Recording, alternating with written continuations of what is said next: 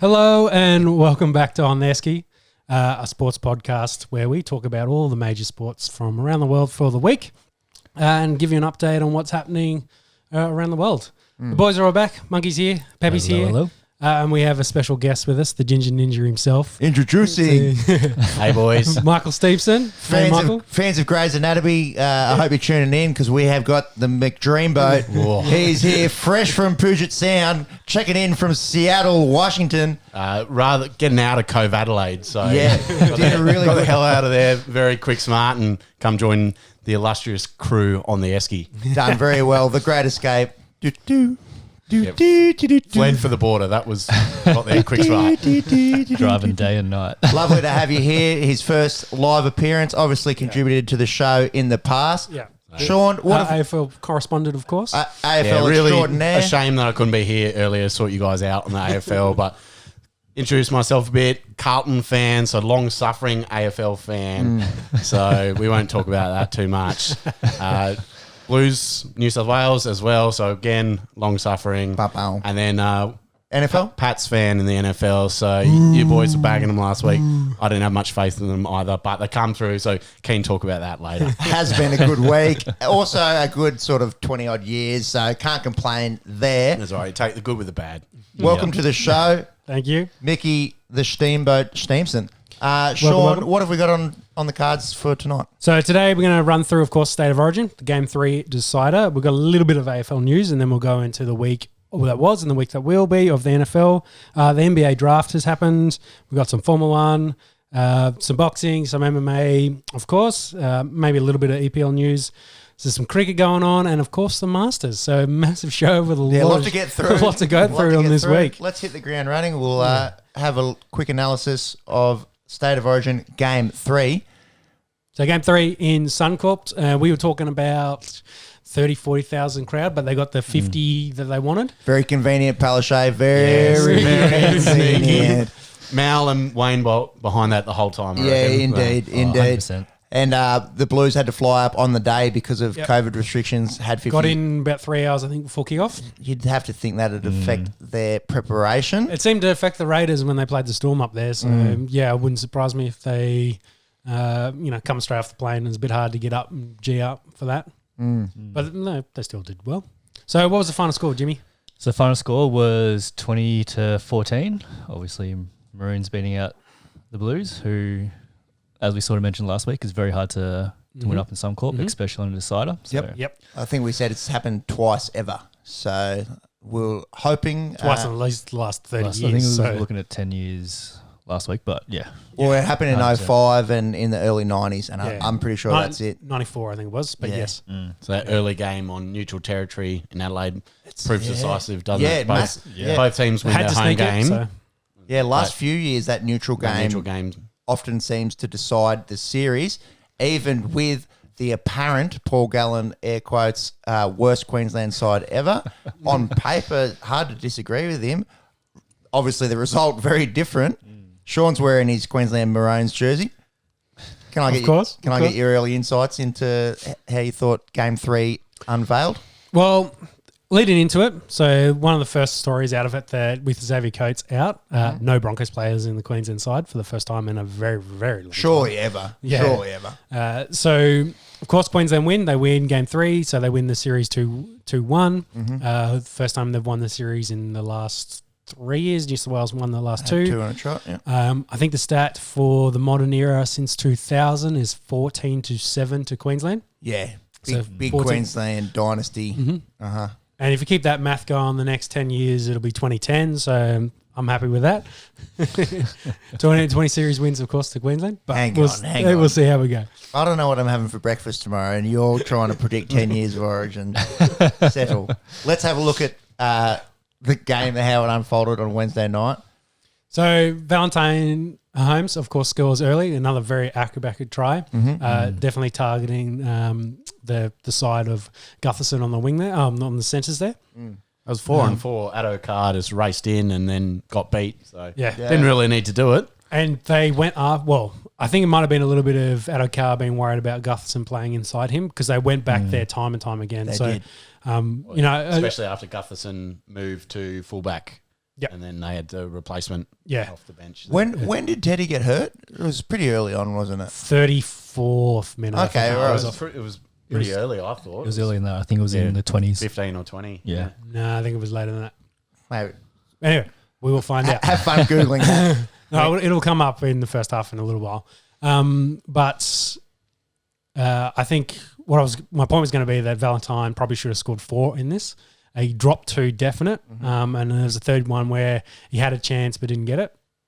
Was that him going up for that high ball there as well that led to the first? No, so that Allen. Allen. So Allen had a bit of a shocker to start Yeah, this game. I think he had 3 turnovers in total. This being one here where he knocked it on, trying to catch a high bomb. Drops down in front of him right on the try line, and Tedesco, as always, around the football, gets in there, gets it down for New South Wales' first score for this game.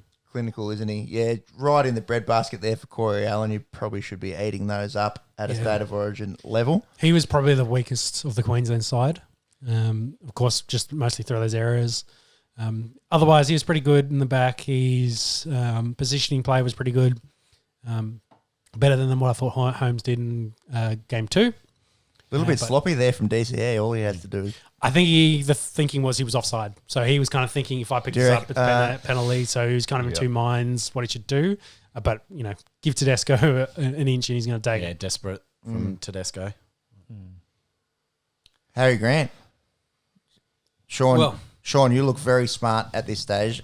Called for him. Just saying. Has been barking on the Esky the last few weeks to get Obviously, Wayne's a big fan. Harry Grant Listened in last that week. side. Had a good listen to us. Yeah. He's pretty close to the difference. Yeah. Oh, he had an unreal game. So I think the kind of a few stories there that Jake Friend goes off. Actually, maybe this is where I'm confusing my minutes. He goes off in the 24th minute. So Harry Grant comes on. I don't think Jake comes back. No. And he doesn't play in the rest of the first half. And then he comes back, I think, probably about 50 or 60 minutes in. But he came back in and was telling Harry as well that, hey, you just play hooker. I'm just going to be here. I'll float around. I'll do some hit ups. He did, and he played kind of more of what you'd consider probably a second rower. So there he goes. There we go. 20th minute. Yeah. 20th minute. Yep. So Teddy, of course, copped some knees from Big Papa. One bloke you don't want to cop knees from. That's a big need. Incidental, of course. Big, huge. And it was lights out for the best fullback in the world. And So we'll come back to Harry Grant. Let's talk about Jimmy Tedesco and the Jai Arrow story. If you watch it live, to me, it doesn't look as bad when he picks him up and puts him down. When they show the replays, it looks way worse because, of course, they're slowing it down. But in the heat of the moment, you think – the way I think about it for Jai Arrow is you've just made the best fullback in the game. He was the best player of the year last year. Knock on the ball. You got to give it to him. So he's probably in the motion. I'm going to pick him up, and then Tedesco. You'd think if he's not knocked out, he's going to react to that and push him off and say fuck off, kind of like that. And Jai Arrow is trying to get stuck into him. But as soon as he realizes that he picks him up and he's like lets him go and throws him back down, and he then takes a second look and then goes, oh wait, actually, he's pretty fucked here. He's got the hand up straight away. Yeah. Because I don't think, again, the replays make it look way worse in the live speed. He's seen the ball come out. He's going to give Tedesco, I'm going to give you a mouthful. We've just got one over you, the best fullback in the game. And then he's had a look at his eyes and gone, holy shit, he's fucked. and of course he was. They didn't report Arrow or anything for that? I don't think so. There's been a huge media beat up about it, and Fittler's had a big sook about you got to take all that shit out of the game. But if you look at every game throughout every game this year in the NRL, there's always the head rubs. There's always getting stuck in there. That's rugby league. Yeah, it's just part of the game. Yeah. He gets up and plays that ball. We're not talking about this. So, or if he's right, Arrow still gets stuck into him, but has Tedesco had injuries like this before? Because I haven't seen heaps of rugby league. But when I watch Tedesco play, I see that he does have this tendency sometimes to slide as he gets to the defensive line. And often it's quite low. And obviously this is bad luck, kind of, Not really no one really meant it, but yeah. Not really head injuries for him this year. It was more hamstrings and shoulders. Yeah. Yeah, I think you're right though there, Steve. I think it might have been a little bit of an accident waiting to happen because I have seen him hit that line very low. Whether he does it intentionally or not, I'm Or not he, really or he sure. just loses his footing. Yeah. Well, it looks usually. Yeah, I think it was definitely on this pitch. It looked like he lost his footing, definitely. Yeah, he was slipping and sliding that first you 20 could minutes. see yeah. the It might have been a grass was- little bit of a slick track, but Yeah, the grass definitely looked cut up in a lot of places. Well, I that think. Suncorp turf is notorious for Yeah. being. Yeah. no, it's not- never perfect. not Bit of real spring dew in Queensland as well. And it's funny, isn't it? The early injuries, obviously, Teddy in the 20th minute, as we've just established, but Munster going down in the third in game 2 really had a massive. Well, you look at what he did in game 1 and now what he's done in game 3. Let's talk about Munster for a little Yeah. bit. He was the difference, and you think, well, what would they have done if Munster had played in game 2? Would they have been a closer game? Mate, I'd say they probably don't win because it's in Sydney. It's very hard to win Yeah. beat New South Wales in Sydney. But maybe it's like like this game was a 2014 kind of scoreline where they're in the hunt and it's a bit closer. But he was unreal. Of course, ended up being man of the series. So he won the Wally Lewis medal for Queensland, and then of course he won the man of the series, so best player for having only played 2 games. And that's unreal. But he was he was the difference.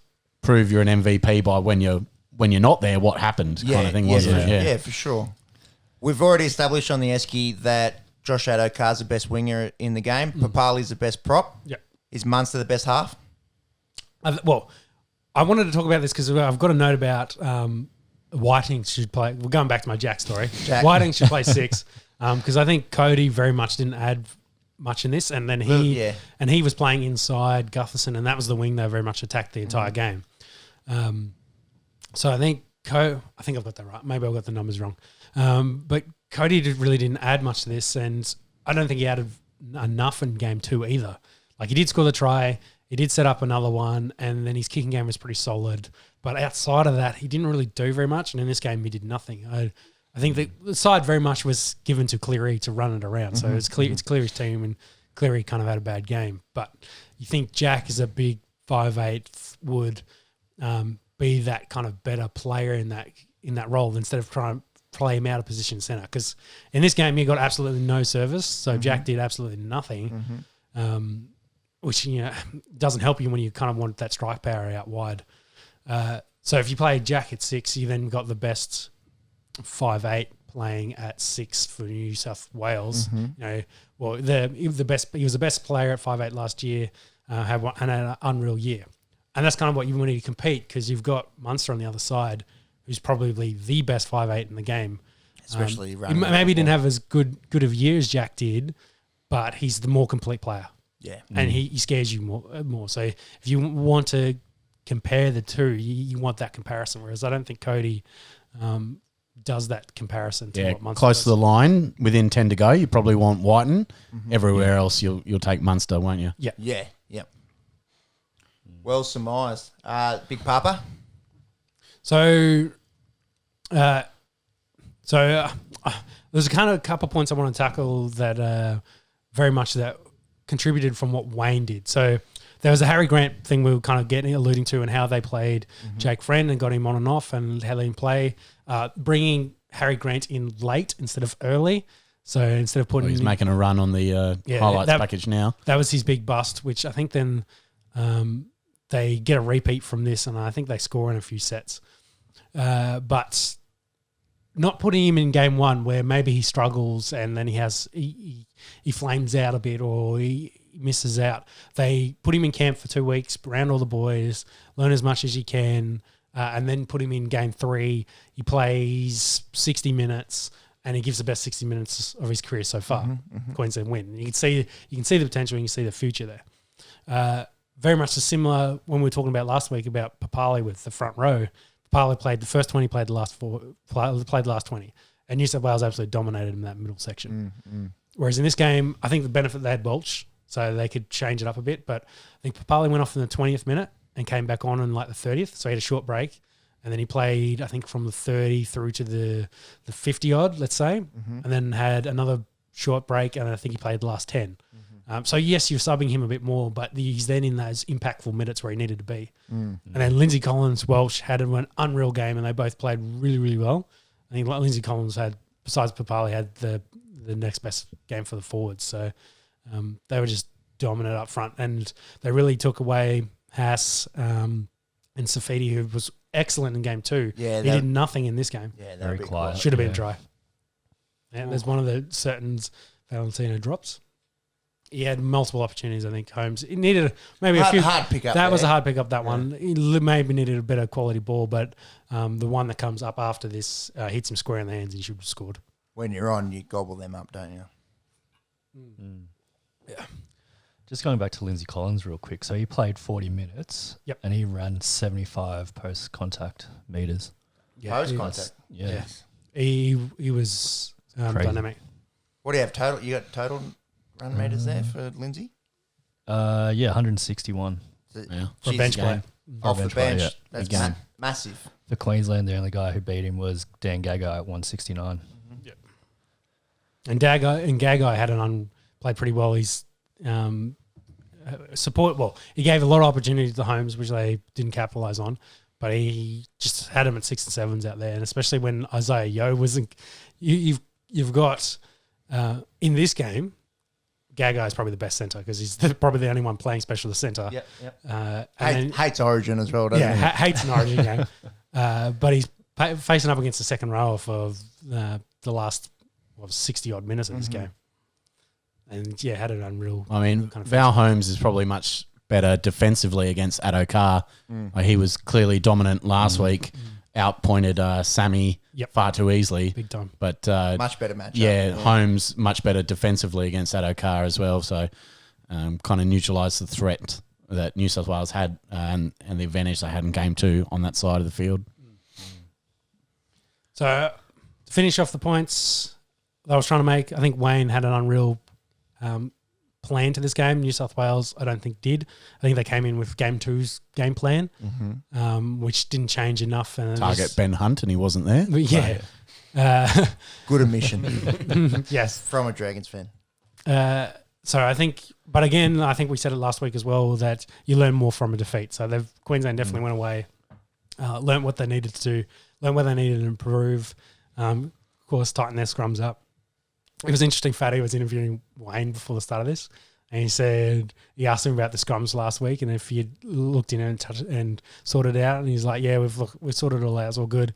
And Fatty then follows up with a question of like, what do you think caused it? Why weren't those guys counting, adding it up? And Wayne was just like, I wasn't the one out there. So really? He was like, yeah, they should have been counting up. They should have known better. Hung the boys out to dry. Yeah. We didn't throw him on the bus. He was just having a snide comment with Just Fatty. a just little dig. Yeah, little dig. This is like, the boys know better. They should be able to count. Yep. Tell you what, if I was Friendy or someone under fire there, I'd say, well, Wayne, why don't you be out there and make the tackle, mate?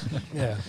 But going back to your point about learning from your defeats, it definitely looked like that in game 3. Like Queensland were making the meters. They put in a few early kicks as well in some sets, and it really put New South Wales on the back foot, and New South Wales weren't getting nearly as many meters as they were. We talked about it as game well, 2. that the platform. They got the forward platform and that allowed them to make those early kicks. They just played better. They had more possession. They just ran them. They played their game plan. They ran them around, put them in the spots they needed to. Munster, a big difference, a kicking game as well. Supported with DCE, just like veteran, big game players, been there, done that, and they just managed to lift in this game to put Queensland in the spots they needed to be. Definitely. Do we want to talk about this penalty try? Well, Or non-call? I was trying to see if we can get to the point where it comes up, but Maybe just skip ahead. it's coming up. It's in. No, just leave it. It'll come up in the next bit. Well, I'll set this. Let's set the scene. Set the scene. You run us through it, Sean. So it would equal 2-eyed view or 1-eyed? No, 2-eyed view. Prefer two. So it's a try to tie up the game. It'll make it level. Addo-Carr doesn't make the initial break. Someone else does, and then puts Addo-Carr away. Addo-Carr then's coming through, puts a kick on, and then Allen comes through and takes him out. And Allen, of course, gets sin-binned and put off to the bench for a professional foul. Gus was of the opinion that the fastest man on the planet would have got there and scored the ball. But I wanted to wait until we got some of the vision of it. I think Harry Grant scores here in a second. I think the direction of the ball doesn't help him. The front on view, you can kind of see the ball, the way it's going to go across Munster's face and land probably outside his shoulder, which means Munster could possibly shoulder Addo-Carr, like shepherd him away from the ball, but they're going to compete for it. So that to me makes it sound like it's going to be 50-50. So I can't give a penalty try for that. This is coming from a one-eyed Blues supporter. Yeah. Monkey, can you Google penalty try definition? Okay. All right, And I'll bring that up while. And you're going to be surprised here because I believe there's something in there that there has to be absolute certainty that Addo-Carr, or probably not Addo-Carr written in the rule, but yeah, it's absolute certainty. Like he's definitely going to score, and you've fouled him. the proposed try scorer is going to score the try without certainty. And I don't think it's 100% clear cut here. No. Are you still hurting from Dragon Storm Grand Final 1999 penalty try? Are you still hurting? I was 9 years old. I cried. I cried that night. And penalty try has been the bugbear of your existence ever since. And every Dragon season since. But look, I think personally, I think they made the right call. Yeah. You've got to. It's got to be without doubt. Yeah, I agree, because the way I think of it, say Allen doesn't take him out. Allen doesn't disappear, so Addo-Carr's got to run around him. The ball trajectory of that ball, I think, goes across Munster's face, which is going to make it a competition. So if that's my defining factors. Like, I think Addo-Carr, yeah, he could get there. Maybe it's 50-50. But if I look at it and then I think, well, if that ball trajectory is, say, 3 yards in the other direction, so it's going to be land between him and Munster, then I'm probably maybe 80-20. I think there's more chance he's definitely going to beat the others there. Maybe he runs around. He's got to run around Allen, but I think he's going to beat the others and get there. But Munster still being there, it's still, there's still that chance he's going to be there. So it's not absolute certainty. Well, 80-20 is not 100. Correct. Yeah, exactly. Yeah, that's the point that we're trying to prove here, I suppose. I think if those, like Harry Granson and the next one on, if those guys are 10 yards back and it's Allen and Addo-Carr, and that's all that's there, penalty try. Like, there's no way they were going to catch him. But since they're both there within that, maybe they're a yard or two behind, the way the ball kind of trajectory goes, like, you can't clearly say he's going to be there. I don't care if he's the fastest man on the planet. Like, you just can't give that a penalty try. The sin beating a player, like, that's more than enough. They've now got equal kind of numbers. Should have scored that. Holmes. They then had opportunities after that where they could have possibly scored. So, Monks, any luck on that definition? Yep. So I've gone to the NRL Rules and Interpretations 2018, Section 6, Paragraph 3D. Oh, yeah, dropping that on you. Nice work. 6.3. From our research man. Yeah. So penalty try. The referee or review official may award a penalty try if, in his opinion, a try would have been scored, but for the unfair play of the defending team. A penalty try is awarded between the goalposts, irrespective of where the offences occurred. So there's nothing in there about Absolutely. it's about opinion. It's about opinion. Very subjective. That's interesting. Yeah, because I thought it might have been written into the rules. I always with you. And that's the way it's always been presented to me. It's got to be 100%. So, but you think about the refs. If they're going to make that decision, from their opinion, they're going to want to be 100% certain. Well, that's otherwise they're fucking themselves. Yeah. That's a really good way to cover guys saying it's your opinion. It's not clear cut. So, according to opinion, that's a correct call again. Mm-hmm. And the final point I want to make on this is, I think it was a little bit. I'm going to say it's a square up as well. Tyson Fafel lays out Munster when he does the grubber kick in like the 15th minute. Where he clearly was going to, he wasn't going to score anything, but he was the runner who's going to go through. He had an opportunity. Tyson Farrell knocks him over, shoulder judge, nothing, play on, and they let him go. So I was just like, I think it's a fair square up. Bit of karma, if you will. Yeah, exactly. Got away with one, so did we. Sean, do I look like a Hindu? I don't know how many times you've been reincarnated, but I feel sorry if you're reincarnated as yourself. I feel sorry for the next version. I'll apologise in advance. Hey, cockroach. So you didn't deserve this, buddy. Let it play. Let's see if they show the front on view. Slow motion. Yeah. So we're watching the replay now. Yeah, watching the replay. So I just want to show you 77th minute. Because this view here, just if they show the ball, where it's going to land is outside Munster's shoulder. So I think he's going to have a competition. You just can't for certainty say that he's going to get there. I don't think it's a penalty try. It's obvious that Corey Allen has, he's thrown a shoulder there. You can see him with intent moving towards Addo-Carr, gets good connection with that left shoulder. Hopefully they give him a key to the city because he did a good job. Yeah, I mean, that you look at it and you go, well, worth it. Like, kind of, for 3 minutes in the bin. And, they held him out for the last 3 minutes. So. Yeah, New South Wales threw everything at him as well. I was worried. I thought here, Jack. Whiten. Yeah, sure. Again, it was like him on That guy had that Superman cape on. Yeah. Stopped it. Big tackle. Think about other sports here, right? Think about soccer. And it's the 89th minute and someone's making a run, but it's outside the box. It's going to be 1-on-1 with a keeper. It's for the World Cup. It's for the Champions League. What do? You chop the fuck out of him. You go in 2-footed. You say, no, you're not is it fair? No, mate. Well, no. that's why I get sin binned in this case, wasn't it? That's right. Yeah, correct. But is it a penalty try? Even in my bluest glasses, I can't say that 100% that should be a penalty try. Yeah. Maybe if they were maybe that's probably 5, that, 10 I was about to say, closer to the try line, no, he didn't. possibly. Yeah. And the distance is something as well. I think everyone's forgetting about. That's like a good 20 metres to go there. Yeah, they're easy 15 metres. Anything can happen in that distance. Addo-Carr trips over. Yeah, for sure. Different Loses his story. footing. Turf monster gets him. Yeah.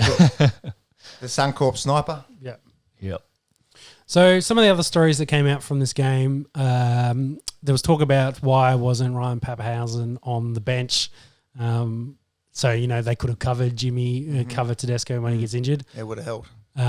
My thoughts on that is you can't blame Fittler for that. You don't have a specialist fullback sitting on your bench.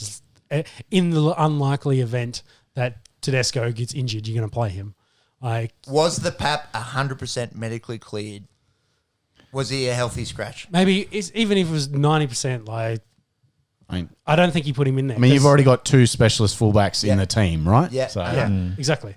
And where are you going to play like Pappenhausen? He's not a big unit, so he's not a utility player. He'd literally be sitting on the bench to be a replacement for a fullback, or winger, which they did need in the end. But how often do you need that? Like usually, your utility player needs to be able to play 1, 3, 4, 6, 7, 9, second row. Like you need to be able to chuck him anywhere. Pappenhausen's not that guy. No, he's not. Great footy player. Great footy player, but he's not that guy. No. That's like that makes sense for Cody Walker. Yeah, a bit more utility. Yeah. He can cover you in those spots. Pappenhausen, I don't think he can. Well, what about the fact of having 4 forwards on your interchange? I think that's fine. Yeah, I think that's pretty common. Pretty standard. Yeah, pretty standard. You want maybe one smaller guy there that can slot into the centres, which is what ended up happening. Yeah. But there's Queensland winning. What did you think about the challenge on the siren to contest a knock-on possibly, which still is a running clock, so it doesn't stop the clock or anything. They had it up their sleeve. I think it's just the last ditch effort. Yeah, there's we might magically get something out of this. But an absolute miracle. But there's nothing in it. It was knock-on, which means running clock keeps going and times are expired. You know, at weddings when they say, if anyone has a problem with there's not the exact words, but that's when it's the last ditch, it's a Hail Mary. That's all that was happening there. Hopefully you're not worried about any of Sarah's family standing up, so. Hers, no. We'll move on.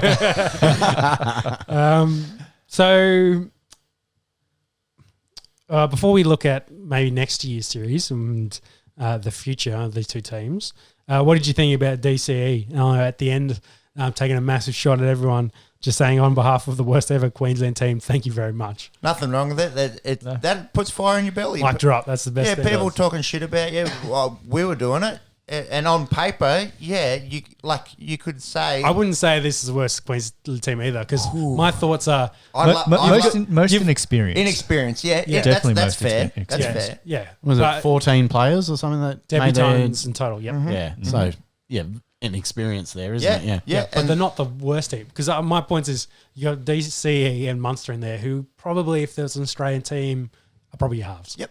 And what did we say in our preview for State of Origin Game 1? Yeah. Where did we think Queensland had the edge? In the halves. In the halves. And they proved it. Yeah. So you can't say they're the worst ever Queensland team based on that. Like, I can see why people were saying that. Worst it's is a beat up. It's just clickbait. Yeah, worst is a strong, like that's a word that is going to fire people up. You know, it's an inflammatory word, if you will. If you say something like inexperienced, that's fact stating, that's objective. Yep. Whereas saying something like worst is subjective. Yep. And guys like Paul Gallen and whoever else threw that term out, they're just going to have to eat their words. Yep. And tell you what, as a person that was going around about 3.5 weeks ago going, Blues 3 zip, have fun next year, you know, Blues dynasty, I might have to eat my own. Yeah. Get that up, yeah. I want to know, is it true that Palaszczuk sent Berejiklian a text saying, Queenslander? Gladys or Anastasia, if you're listening, send a text through to on the Esky. We don't have a phone number yet, but we'll give you one. Would love to see the screenshot. So, Any final points? I want to talk about next year's series and I want to talk about the spine. Because I don't want to scare you at all, but if you think about Queensland's spine, you got Harry Grant, it's going to play 9. Yeah, and he's their hooker for 10 years probably. Yeah. If he has let's say he goes, well, we don't know where he's playing. Let's say he goes back to Melbourne, has an unreal year there, or maybe he gets another loan year if Cameron wants to play on for whatever reason. Maybe Cameron plays 7, who knows? But unreal year, he's going to play hooker. Then you Munster and DCE, you go and be your halves. Then you got Ponga is probably going to play fullback. Yeah. That's your spine. Yeah. And you go, oh, shit. And then you look at New South Wales. Probably Tedesco, Cleary and Cook. You'd say a firm. Yep. And then obviously a lot of debate around the 6. Let's assume Cleary's going to have another unreal year and he'll keep going. Hopefully he does. He's the best New South Wales 7 in the game. I think Reynolds is there and floats around. Yeah. Pierce is there still floating around. But yeah, I think you stick with Cleary. But your biggest issue is 6. And I'm just going to keep saying probably place Jack at 6. And dead horse, how's you flogging? but those spines, I think, if you compare the two, like that's where the match is because they're both unreal. Yeah.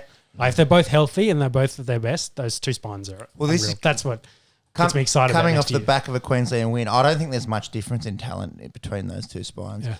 And I said leading into this that, you know, they've blooded now 14 new guys that now have experience in Origin. Yeah. Hopefully we'll go back to club footy next year, play even better. Yep. And then they could come back through and then, you never know, it could be another 9-10 years of dominance. So I feel bad for you boys, but Have they said Following what the blue band. format for next year will be? Because obviously this year, the 3 games, 3 weeks in a row, are a bit different to standard years. Correct.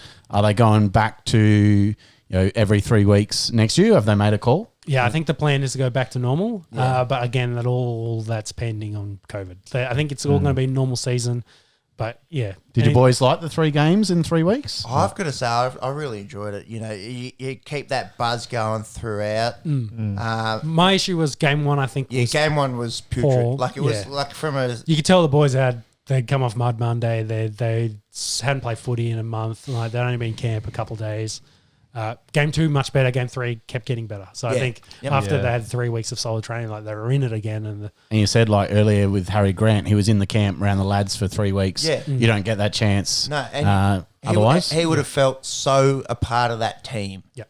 Whereas if you go play for your club and then go into a week-long camp and then you go back and then you come back in, I mean, the clubs probably like it. 0 risk for them if it's at the end of the season. Correct. Their stars aren't going to get injured mid-year playing Origin. So, And without COVID, they probably could have been doing this. a month earlier, probably about. When was the grand final this year? 3 weeks ago. no, well, game 1 was like 3 days after the grand final. Remember, because Munster So went on the bender and needed an extra day, and Wayne's like, "No, shot." Late October. So It was a week and a half, I think, between the Origin. What are we Yeah, today? it was the With- following week. So there was the Saturday. We're the 21st. Saturday grand final and Wednesday It was the following. 19th, 12th, and 5th. So it started November Yeah, it was the 4th. for Origin. 4th birthday. Yeah, Welcome, Steam. good present going to the game and watching So the team in lose. theory, they could have these 3.5 weeks earlier as well. No COVID. If they want to do this same format next year, yes. But I don't mind it. I don't think it'll happen, but I don't mind it. no, there's a lot of tradition playing in the middle of the season. Yeah. You do get the high quality games in the middle of the season because guys are in shape, in form, and they've been playing. So, but yeah, it's tough on the clubs though, and tough on club for land. sure, but for sure. We'll see. We'll see what they kind of come out and what they do.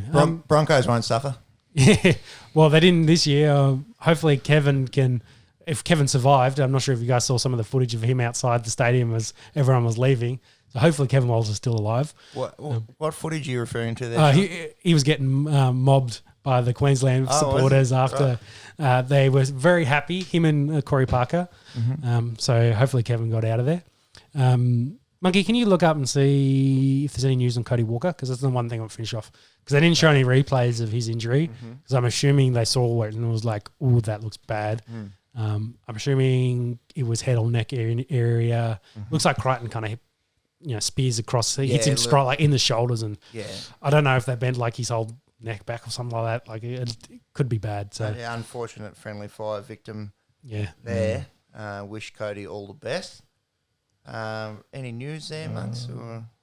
I haven't heard anything, so they stretched him off. Hopefully he looked like he was moving. No news might be good news. Yeah, hopefully he's okay.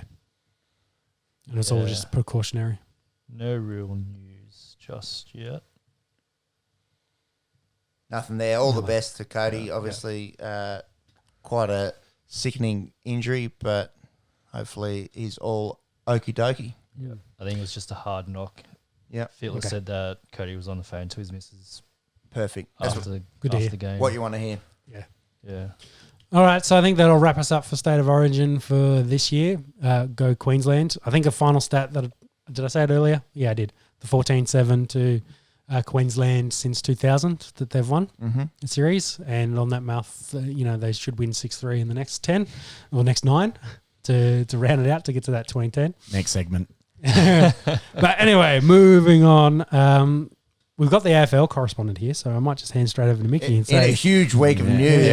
Yeah. What's been happening in the AFL, Mickey? So North Melbourne finally landed a new head coach, David Noble, coming from Brisbane, and he is going to have his work cut out for him because glutton for punishment. Anyone who's played AFL football at North Melbourne is no longer there. They've had a huge talent exodus.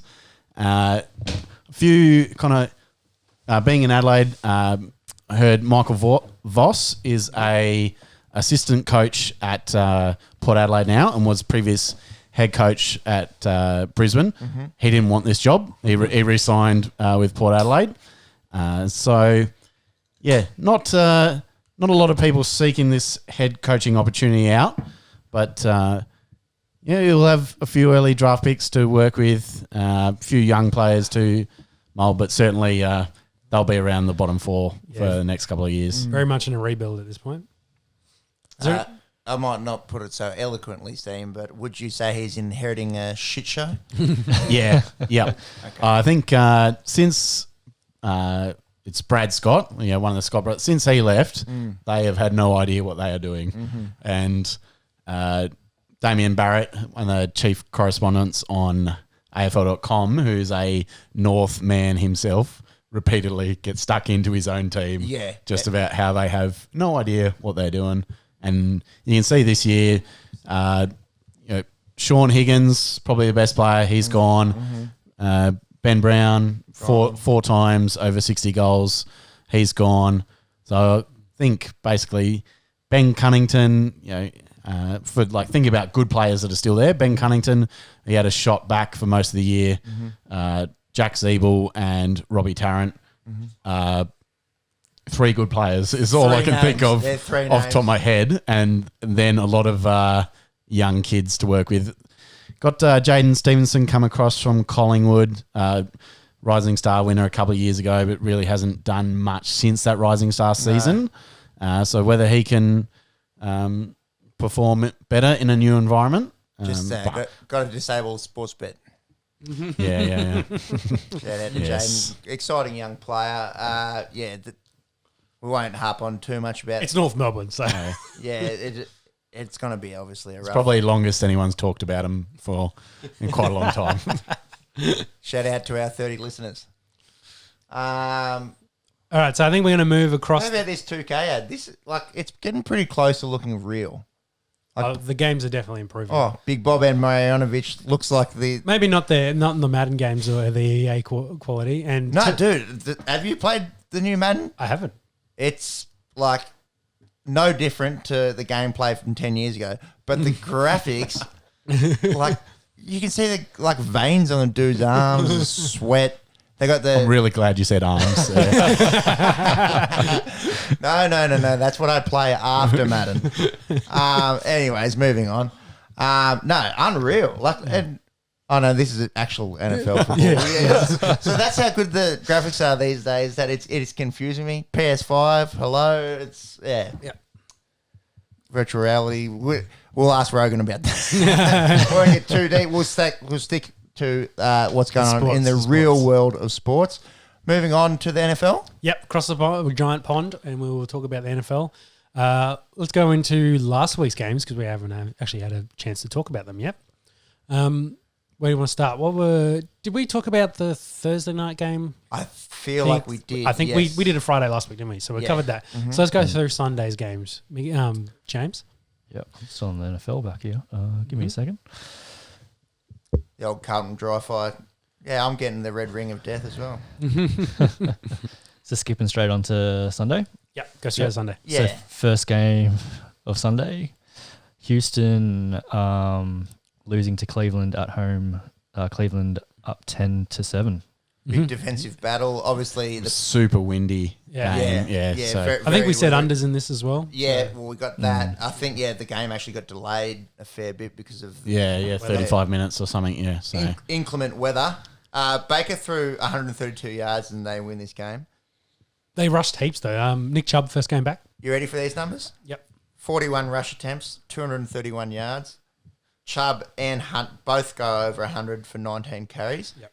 And the big player of the game, obviously Nick Chubb deciding to dart out at the 1 yard doing line. what Gurley couldn't do a few weeks ago. Yep. Yes, the situation obviously different because if he scores that touchdown, then it's 17-7.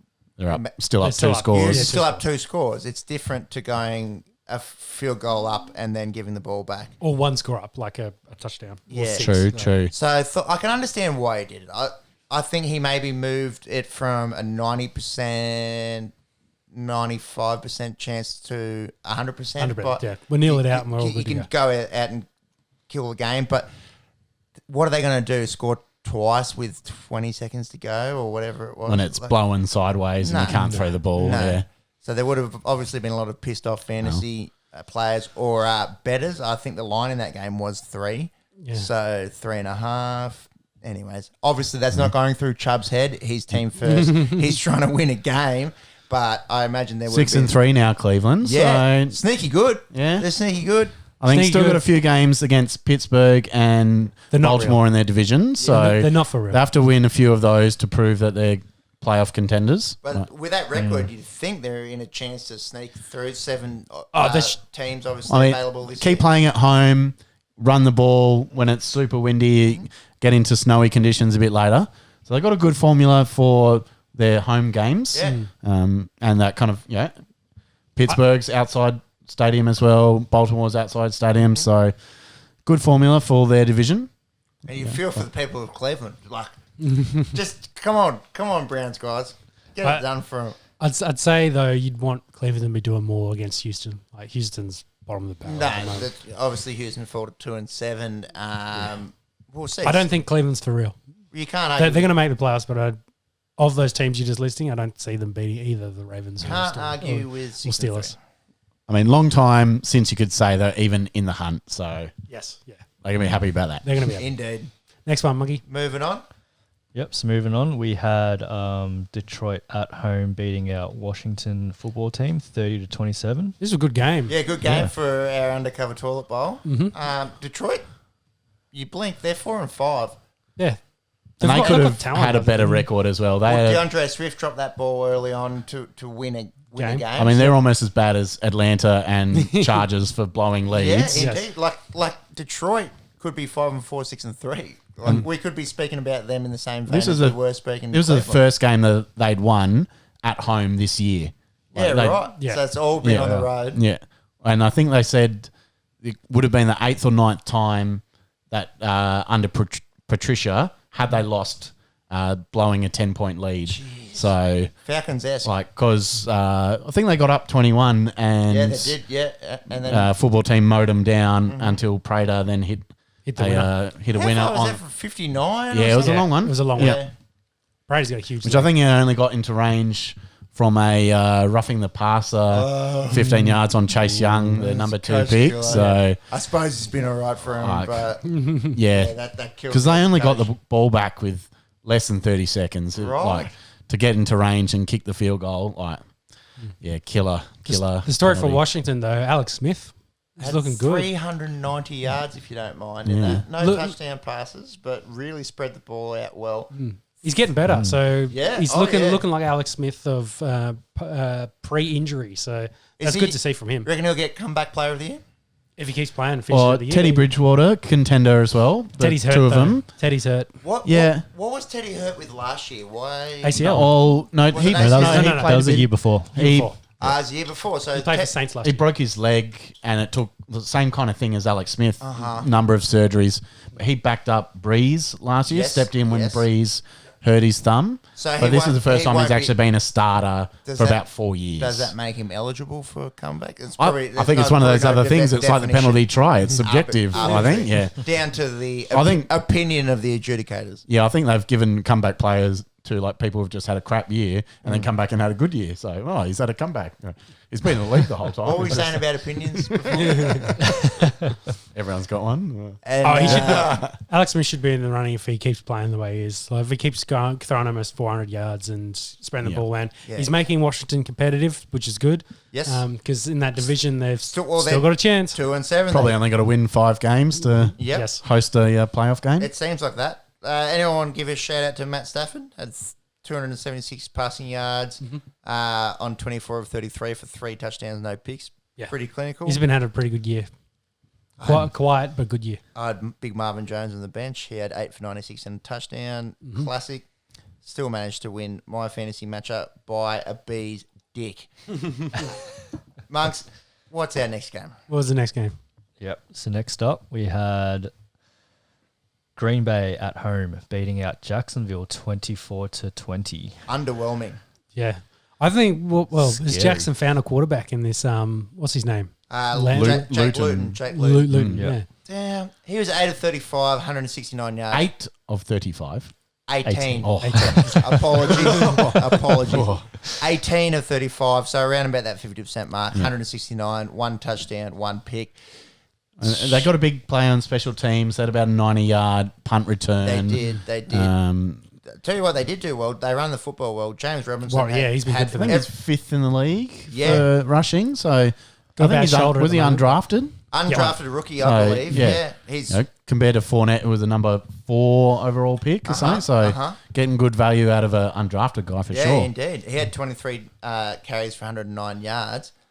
What happened is Green Bay is just sometimes They're up and down at the moment, I think. like even you look at that game and you think that should be 38-7 or something along Maybe those lines. that's what they thought going into it. Maybe Yeah. Green Bay, they didn't really have Thought their it'd do it easy. head yeah. switched on for the opponent. Got a young coach that maybe can't G him up for those games. They needs to keep him going week to week. Possibly. They sort of struggled to run the ball, 25 carries for 80 yards between Green Bay's runners.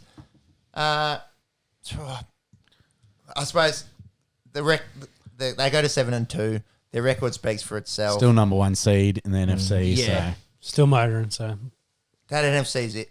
It's because it's interesting, isn't it? Yeah. Because the Saints have pumped the Bucks twice. yep. The Bucks pumped the Packers. Yep. The Packers look good. They've smashed a few teams, but then they just play games like that, or that game where they lost to Minnesota. You're kind of like, ooh, I don't know about them. Interesting race Yep. over there One to follow, one to watch. in the NFC. What's our next game there, please, Jimmy? Yep. So next up after that, we had the New York Giants at home beating out Philadelphia 27-17. Huge game in their division. Mm. And Giants look like they're actually on the rise. So they've been playing a lot better. First time they beat Philly in a long time as well, I believe. Yeah, Jones didn't get the turf monster this time. He Yeah. managed to run in a couple of, at least one TD, maybe Yeah, two. he had one, 9 of 64 on the ground. Yep. What's to go with him? Like, he's actually a little bit athletic. Everyone thought he was Eli Manning, like No, clone, oh, but no, he can no, move around. yeah. Like he's got some speed to him. Yeah, isn't he just? I think And- their defense is starting to play a bit better. Their secondary's well? definitely been better. What have we got on the Philly side of things? They're Wentz just average. didn't throw a pick, so there's some news for So him. I think the other thing on Daniel Jones, he hasn't thrown a pick in his last 3 games, I think. he's So managing he's the ball. stopped turning I mean, the ball over, which is now It was an helping them important out. win because I think going into that game, he was 4-0 against Washington and 1-16 against everyone else. Yeah, I did hear So that, now yeah. he's 2-16 against everyone else. That's so right. big win just for the confidence there as well to Yeah. beat someone who's not Washington. And, So- that NFC East is wide open. Yeah, so are they now the Yeah. Giants top of that division? Are we Yeah, that half win? a game back. Half a from game the back. Still Eagles. have some Eagles, So yeah. Eagles 3-5-1, Giants 3-7 Yeah, and Washington's a game and a half back. at 2-7. With the Cowboys. Even those stinking 2-7 as Cowboys well. could win it. The cow, yeah. Well, Andy Dalton's back. We'll get to that when we talk about it. But The he's Red Rifle. he's back, and veteran quarterback. They've that receiving core, and just got Zeke there. They could turn around. I had a friend today It's the other side of the ball. That's refer to issue. the Red Rifle as the Red Rocket. Slightly different meaning. Yeah, different show. No connotations, I thought. Anyways, that'd be like nice if that stuck. Do you reckon that's a thing over in the States, Red Rockets? Well, it's on South Park, so yeah, probably. Okay. Well, then shout out to Matt Stone and Trey Parker if you're listening. Yeah. Yep. Next game, Monkey. So next up, we had Tampa Bay with a bit of a bounce back, beating Carolina 46-23 in Carolina. A bit of a bounce back. Yeah, pumped them. I think the first half was tight, and then they had that big Jones had a 98-yarder, was it? Yeah, And 98, that blew it open from there, didn't That it? was the biggest play in franchise history for them, I think. Yep. Yeah. Yeah. And Well, there's think only it's- a yard and a half that you can go back. Yeah, yeah, there, yeah. I guess. He's only the 4th player in the NFL to have a rushing touchdown between 98 and 99 yards. There you go. and does Henry have 2 of those? I believe. Yeah, I think he's got 2. Yeah. Yep. So, but obviously, there's 2 other players that would have it. Semantics. Yes. So Really. Big change from the previous week when they ran the ball 4 times, wasn't it? something So like that. Yeah. to actually get some production on the ground, help out the rest of their air raid offense. Yeah. So- So they had 37 rushing attempts for 210 yards. Brady threw 39 times, 341 yards, Run- 3 run- touchdowns. One through the receivers, because we've been talking about the best receiving core in I think in football. Well, I think we can. Oh, we went further than that. We were saying It's they're the all best time, receivers ever. Godwin had 6 for 92. Evans 6 for 77 and a touchdown. Antonio Brown 7 for 69 on 8 targets, and Brady had him deep, wide open during that game, and just overthrew him. I could be reading a very different stat line there of maybe Brown 8 for 130 and a touchdown. Yep. And then Gronkowski at tight end. Yeah. Decent. Yeah. Decent. Did you see that Gronk catch down that left sideline? He looked like old Gronk. Like he got the ball and was making the Panthers secondary look like primary school children. Like he was just dishing them. Like they couldn't get him down. Big man. He had a touchdown pass, dished it out, I think, to Anthony Eckler. Anthony Auclair, maybe. Canadian football tight end. Bucks, are they for real? Let's go with. I think they need to be. Tom needs to be on. I think it all goes through Tom. So he had a very off game against the Saints. Again, we talked about he needed a bounce back. He got his bounce back. He got all his boys involved, spread the ball around, and they looked dangerous. So he needs to stick to this formula. And yeah, they could beat anyone on the day. They can put up points. Well, they now require the Saints to lose a few games because they can't have a level record with the Saints. No. Because the Saints have now got that 2-0. They got the division tiebreaker. You really want to win your division to set you up well in the playoffs. Yeah, it seems So- unlikely that they will win their division. So that's right. They now got to win. We'll get to the Saints because So they've now got to, kind of outplay the Saints from here to, and yeah, so I'm questioning, do I see that happening? Do I see the Saints dropping off? I know we'll talk about it a bit. We'll talk about Breeze in a bit. Yeah, but so like, are they for real? Are they even the best team in their division kind of thing? They've been smoked 2-0 by the Saints. Indeed. So I did look into this a little bit, and so the Bucks offense, not the most pressured in terms of defense lining up against them, but they're the most blitzed offense in the league at the moment. makes sense. Go after Brady. Yeah. Unsettle him. I think that's been the. Does that have the to do plan. with their offensive line?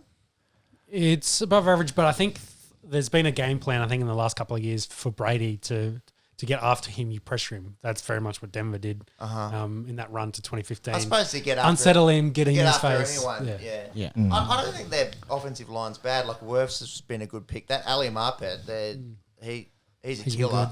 Yeah. I mean, by no means is he getting sacked like as much as other teams. They're just very pressured. Yeah, Just they're you throwing look a at lot that of receiver blitzes his call. way. You look at that receiver call and go, well, we can cover these guys for 2 to 3 seconds. We need to get after Get some him. pressure. We need to unsettle him so he can't just pick us apart. Yeah. Otherwise, Brown is running away with that 50, Yeah. 60-yard touchdown catch. Yeah. And then on the receiving core, I had a look at this as well. Obviously, you got to get the wheels turning a little bit more, start connecting between Brown and Brady, but was not the best receiving core for week 10. So ranked number 1, we had Seattle. Yep. 2 was Falcons. In terms of receiving yards? In general production, yeah. So not necessarily receiving yards. So Falcons had between the receivers over 2,000 yards, whereas Seahawks only had 1,800. But they're both pretty handy. Yeah. Yeah. Like Jones, Ridley, Russell Gage chipping in, and then DK and Tyler, like they're 2 top 10 guys. Well, I mean, we're talking about Exactly. AB, who's second game Yeah, in now. yeah. Obviously, he's not going to have the same numbers as guys who've played 9-10 games. For sure. Yeah. So I And think poor Scotty Miller. I was really on him early on the Esky. Pretty hard to slot in there. Because Brady likes the Welker type, the Edelman type. Little white guys. The guy you found at Walmart. That's right. That's right. That's right. Scotty Miller fits that bill. Doesn't he just? But hard to get snaps and targets in that offense. Shout out to Scotty Miller. I think he's not a bad little receiver. He'll have some production there or somewhere else. Maybe BB in New England's going to give him a call. Maybe. They need receivers in New England. Maybe just need someone else to pass the ball. We can get to that later. Yeah. What was the next game on the list there? Yep. So after that, we had Las Vegas at home beating out Denver 37-12. Yeah. Pumped game. It was, I think it was 13-7 at half time. Yeah, so Denver's D played pretty well to keep us competitive in this game. Banged up D. Yeah, banged up D still. Got to our starting corners back, so that helped. But, the defensive line still stays second stringers.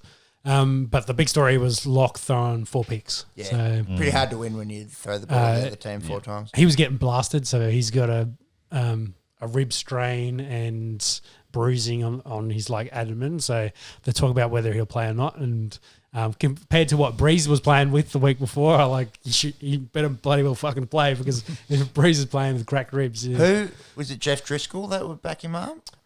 They've got Rip in there. Oh yeah. He But they've had got a both. win, didn't he? Earlier. Yeah, he beat the year? Jets. So Yeah. Jets back. But yeah, I want to see Locke play, because we need to see him play and see him develop. This was his 13th game of professional football. So Where's their kind of... They're not getting much on the ground, right? Because Melvin Gordon came doing across nothing. from the Chargers, and Philip Lindsay back-to-back 1,000-yard seasons, but they don't seem to be They've gone getting really- that ground production to help Lock out. Yeah. they've really gone away from it, and the right side of their O-line is kind of struggling at the moment. The right tackle, we're up to the 4th right tackle for us at this point. So we've got turnstile out there, which doesn't help, because that's why Locke's getting blasted as well. So he's getting pressured a lot, and he's throwing a lot off the back foot. And I think all 4 of his interceptions were back off the back foot, fade away throws, where he's just trying to... I don't mind his gunslinger forcing in there. He's going to make these errors, and this is a good year to make those mistakes that he can learn from. But you also want to see some of that production and development, which you kind of saw against the Chargers when they came back and won that game, but they overall need to be better on offensive. And they were more aggressive in this game. But, yeah, they just turned the ball over. They had the ball for 2 minutes in the third quarter. So 2 whole minutes. Ground game of the Raiders really took over. yeah, didn't it? and just wore the defense down. Devontae Booker revenge on them. Yeah, and they just played better in the second half. They got all the turnover. They got the ball, had more possession, and then the defense was dead by then. They'd done everything they could to keep them competitive in the first, and it was over. So Raiders long at 6 year. and 3 now as well, along with a few other teams in that. And AFC. they have a win over Kansas. So massive. they've got Kansas this week, and we'll talk about them and get to it. But yeah, So they're right in the mix again. Yeah. So. Could even sneak the division if they manage to win the games they need to. Hold on. That's a stretch. Well, they'll have, if they go to They get the tiebreakers, tiebreaker. they've got the tiebreakers. They're but still yeah. 2 games back. They Yeah. got to go 13-3 to win that division, I think. Yep. Yep.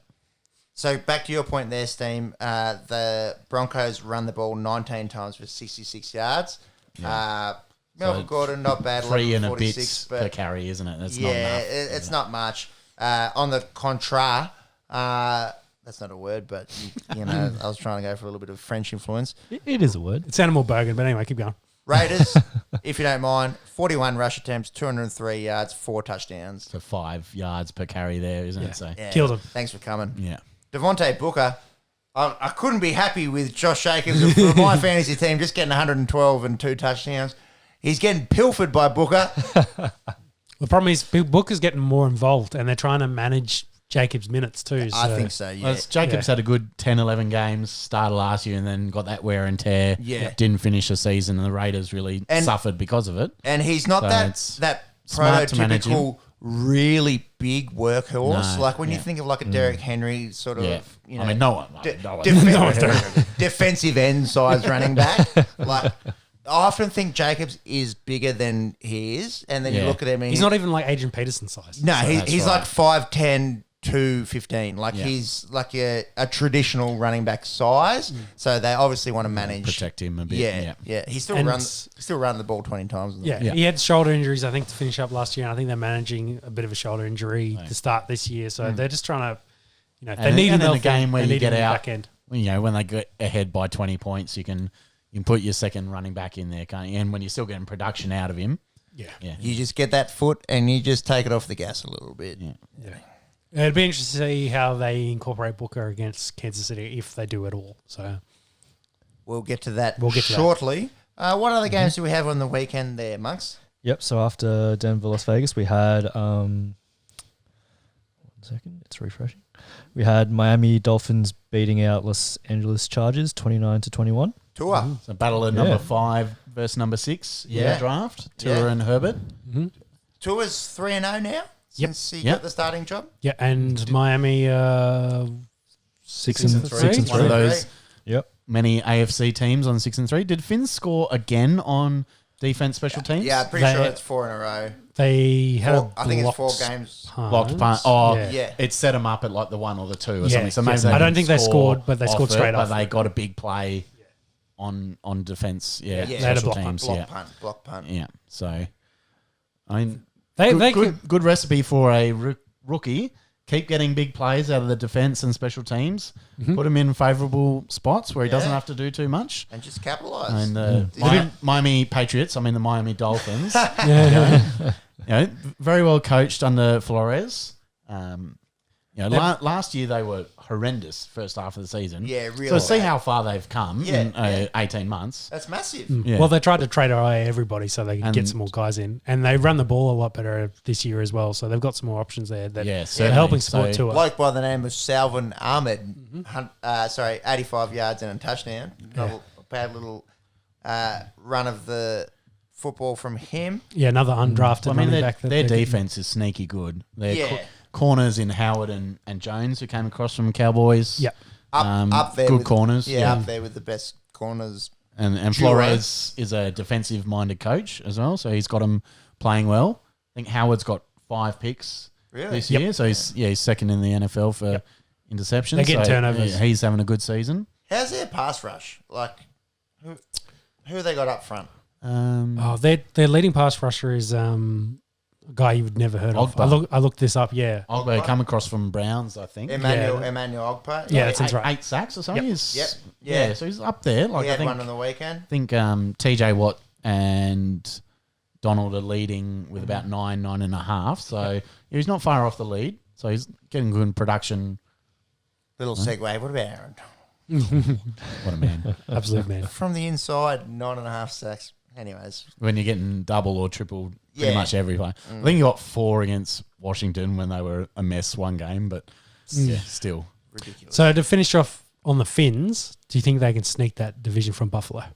No. Personally, no, but I think they'll be playing playoffs. They'll get a Yeah. wild card. Yeah. You look at their Yeah. next 2 weeks, I think, and Denver? and then someone else, maybe like the Bengals or something like that. Like, Yep, or that's the- it. It's or- Denver, Cincinnati. Well, they're in the AFC East, so they'll play the Jets probably once more as well. Yep, So and the Jets I think's the following. they can probably get to So 10 it goes, wins. It goes and be a Broncos, playoff Jets, team. Bengals, There you go. Chiefs, Patriots, Rough end, but Raiders, but Bills. I mean, that's a good test. They match up well against the Pats. Beat them week 17 Yeah. last year. I think mean, they're favourites for those 3 games. yeah. Is it in? Is that final game in Miami or New England? New England. Okay. All right, so It'd be close. tough. But yeah, I think they should still beat New England. We could be talking about the Dolphins in 3 weeks' time as a 9-3 team. yeah, That's something to they're They getting should a be. wild card. I think Yeah. Bills still win the division. I think so, yeah. And Finns make the playoffs. Yep. Tend to concur there.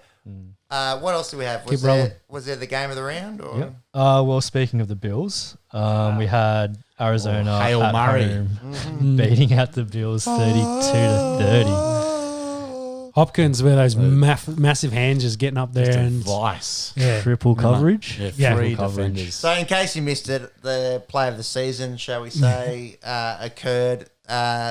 Setting the scene, Stephon Diggs scored with about 34 seconds left to go in the game. Kyler, To put the Bills in front. yes, Yep. to put the Bills in front, 30-25. Or then 26. They need to score a touchdown. They They couldn't, couldn't kick a field goal. Yeah, they couldn't kick a field goal. They get the ball back. They have a couple little plays to get them around about their own 45. Yep. Kyler, the pocket breaks down. He beats Moves one. around. He beats 2. He rolls out to his left. He throws it up. Nuke Hopkins is triple covered, maybe quadruple, Yep. and then somehow just outleaps everyone for the play of the NFL season so far.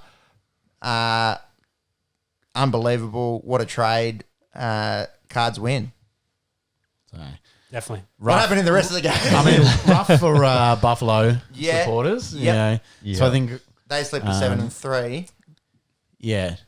So I think lots of production from both quarterbacks. Both team. 32-30 was the final. So Yep. lots of points. I think Hopkins, Diggs, all the big names had big games. So good entertaining game.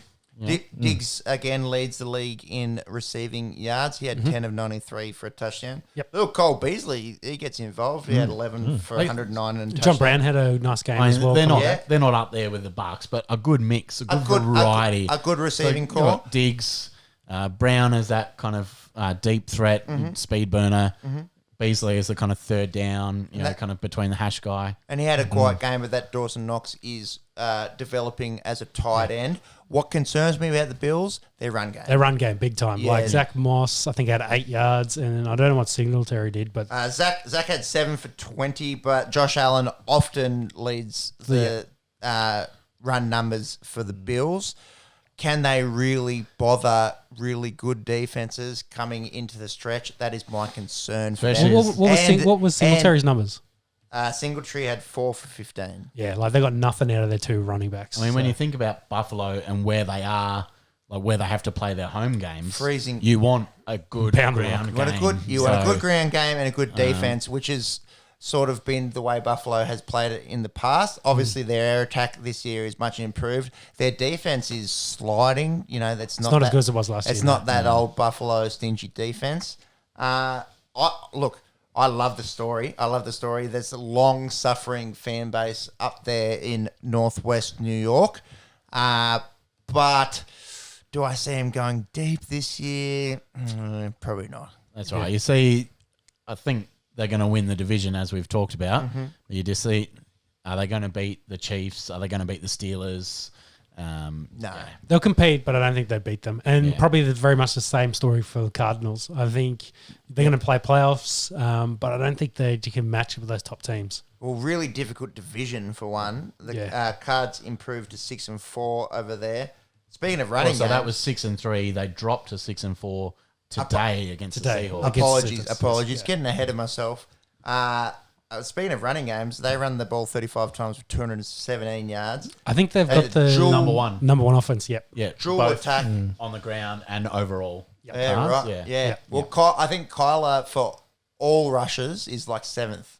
He's now had, I remember seeing this now, 5 prior to today, 5 straight games with 1 rush touchdown, 1 pass touchdown. Yep. First player ever. Yeah. So, and that's kind of why people are throwing his name up in the MVP conversation, because he's, I think, he's had 700 rushing yards or something like that. It's in the 700s. Yeah. He's up there. Like he's getting been unreal. production through the air as well. So, I think it's fair to mention. That's why he's on my fantasy team. Mention his name up there. There's guys like Wilson and Mahomes that might have something to say about that. Yeah. Speaking of, have we covered the Rams-Seahawks game? No. So that was next up. So we had Rams at home beating out Seahawks 23-16. Little bit. We didn't. Well, I don't think we picked this. Seattle's shown a little bit of a chink in the armor over the last few weeks. Give Rams a big prop for their defense. Ramsey covering. Ramsey on DK. Shut down DK, yeah. Aaron Donald has got after Danger Rush. I think their defense helps a lot. Seattle have been giving away lots of passing yards, that Rams passing attack. Yeah. So they've got a few options there as well. That Seattle defense is garbage. So coming into this game, into the game this week when they played the Cards, they are ranked 32 in overall defense. 32 out of 32. That is dead last. They should be better. Like they've got Adams and Wagner and stuff like that. Well, Adams is, I think, is only his 6th game today. Missed some time, but I think they don't really have a pass rush. Yeah, that's why they use Adams pretty much as a linebacker blitzer rather than actually a safety. Pretty sure he's number 1 for defensive back sacks. He's got 5.5 this season. Just this season, because he got 2 against Rams. Yeah. Got Goff twice and made him fumble once, but. Is because he doesn't cover. He's essentially a linebacker. He's like they slap, safety tag on him kind of thing. Yeah. So he really comes in and helps their rush defense, helps their pass rush, but not really their pass coverage. Yep. But they traded for Carlos Dunlap from the Bengals to try and help him out with that pass rush. Yeah. They've got him. He got a sack today against Murray. Yep. Now that they've got Adams and Dunlap, maybe that defense just kind of stiffens up a little bit. Yep. They can't go the other way. Well, it did a bit in this game today. Made it interesting that Rams, Cardinals, and Seahawks were all entering this round at 6-3. Very, very tight division. Very close. 49ers last year won that division. Now made the Super Bowl. Yeah.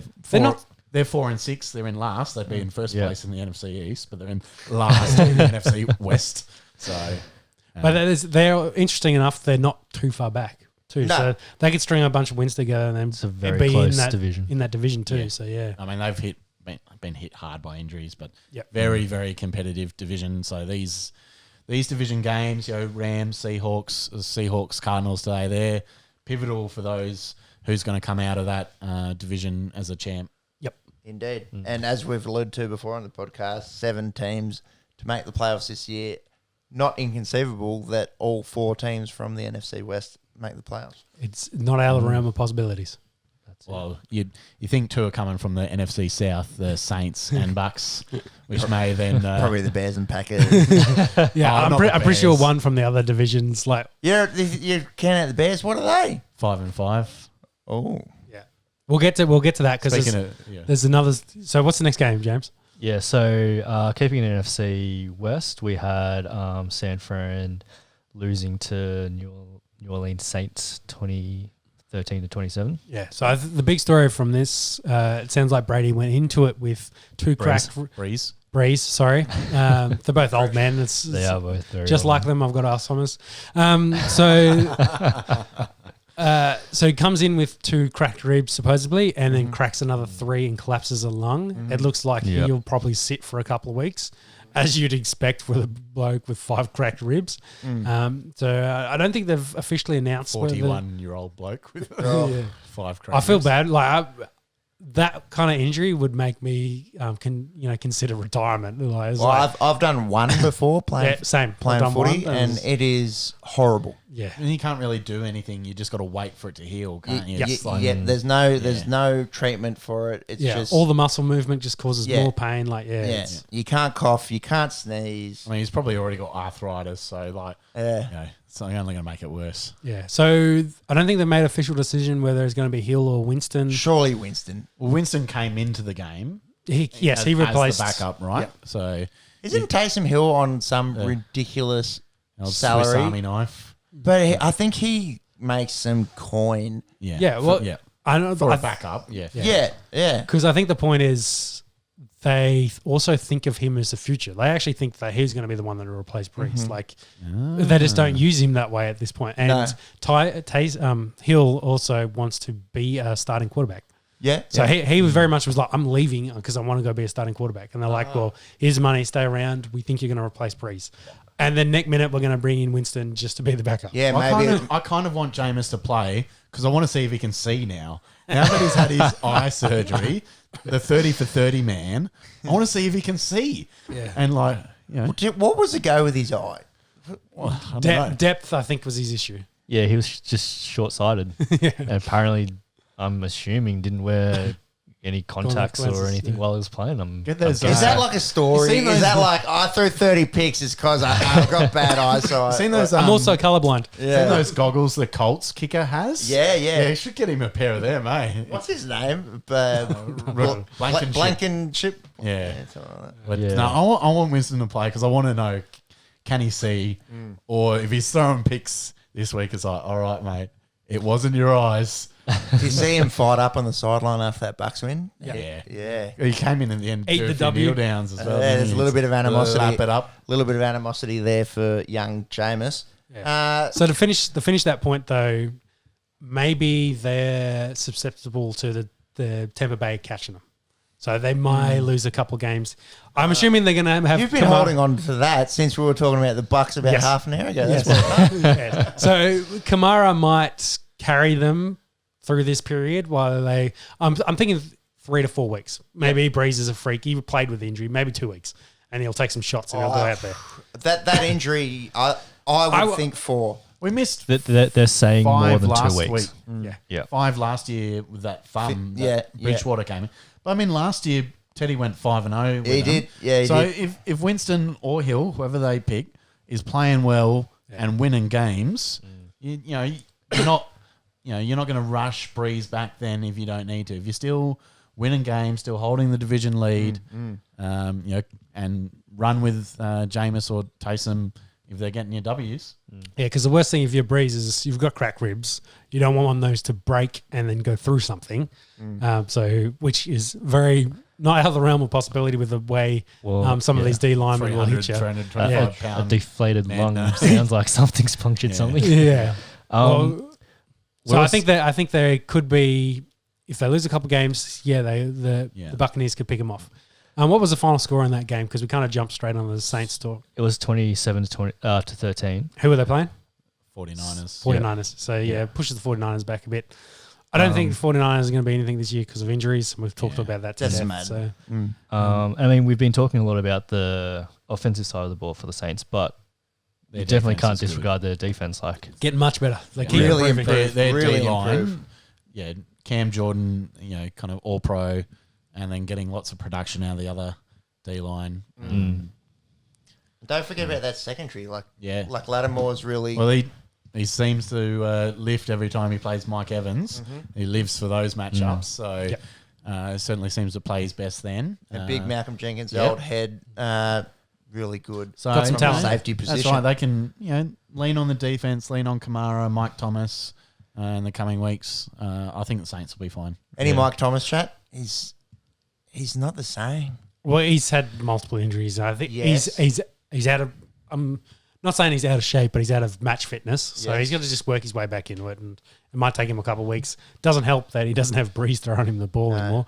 But Winston may have to feed him, or he'll have to feed him. Yeah. Because Just the man's hungry. Let the boy eat. So back on Next the one. Back on the Tyson's contract. So compared to Winston's 1 year, $1 million contract, he's just 4 times the size. Taysom's Hill is 1 year, $16 million. Yeah, I knew he got mad. I mean, he's getting a bit of that That's QB. ridiculous He's money. getting a bit though. of QB money, a bit of running back money, a bit of tight end money, a bit Fingers of in wide a few receiver pots money, there. a bit of special teams money, and it adds up. If you're third string at each of those positions, it shouldn't be that much money. I mean, he carved up the Bucks 2 weeks ago. He had a reception. He's one of my favorite players in the league. He is Yes. insane. He carved up the Bucks 2 weeks ago. Look, I like Taysom Hill. That's a lot of money for a backup. $16 million a year is a lot of money. Well, I think they were pushing not starter money because he was going to leave to get starter money. Yes. So they're going to well, we want to keep you around. We think you're the future. Here's some nice money to keep you around. I think there's probably a few defenders or offensive linemen that'll look on that paycheck going, There's a few corners who make business decisions when he's running at them. And do that. True. Indeed. Well, Maybe the most solid starting quarterback physically. Tebow. Yeah. Since Tebow, yeah. All right, Monkey, what was the next game? All right, so next up we had Pittsburgh at home, absolutely smashing the Bengals, 36-10. Yeah, just kill them on defense. Steelers stay undefeated. Whenever you ask this question, people say Chiefs are the best team in the AFC. Why are we not talking about Pittsburgh? They haven't lost. They've got a better D. They've got a receiving core that's pretty close. They don't have a tight end like Kelsey, of course. They've got a veteran quarterback. He's not Patrick Mahomes, but he's been there. He's won Super Bowls. So they've got a good offensive line. Like they're going to be a challenge for a lot of teams. We did sort of touch on this though. It's the schedule that Pittsburgh has. They're playing Cincinnati, so And we did look at this last week or the week before. They haven't really beaten anyone good except They haven't the been Ravens. tested. Yeah. I mean, I just feel like if this week Chiefs were playing Steelers, I'd pick Chiefs. Yeah, I would too. feel like that if you're asked for them to play each other, yeah. I would, and I'd say it'd be close. It'd be like a 30-28 Oh, yeah. game. Yeah. I mean, they're a great team. There's a reason they're 9-0. 100%, yeah. So, and that's the reason why most power ranking stuff are going Chiefs 1, Steelers 2. Two, yeah. They're not saying they're No. not a top 5 Not team. disregarding for sure. him. Not Yeah. disregarding him. Obviously, I think we touched on it last week. 8-0 for their first time in their illustrious history. They improved to 9-0 Yep. for arguably the best franchise ever. They go deep, you'd think. At this rate, yeah. I think their D will keep them in a lot of games. I mean, you figure they're probably going to get the 1 or the 2 seed in the playoffs. Yep. So, that puts them in position to go to the AFC Championship. And defense wins championships. So. And Yeah.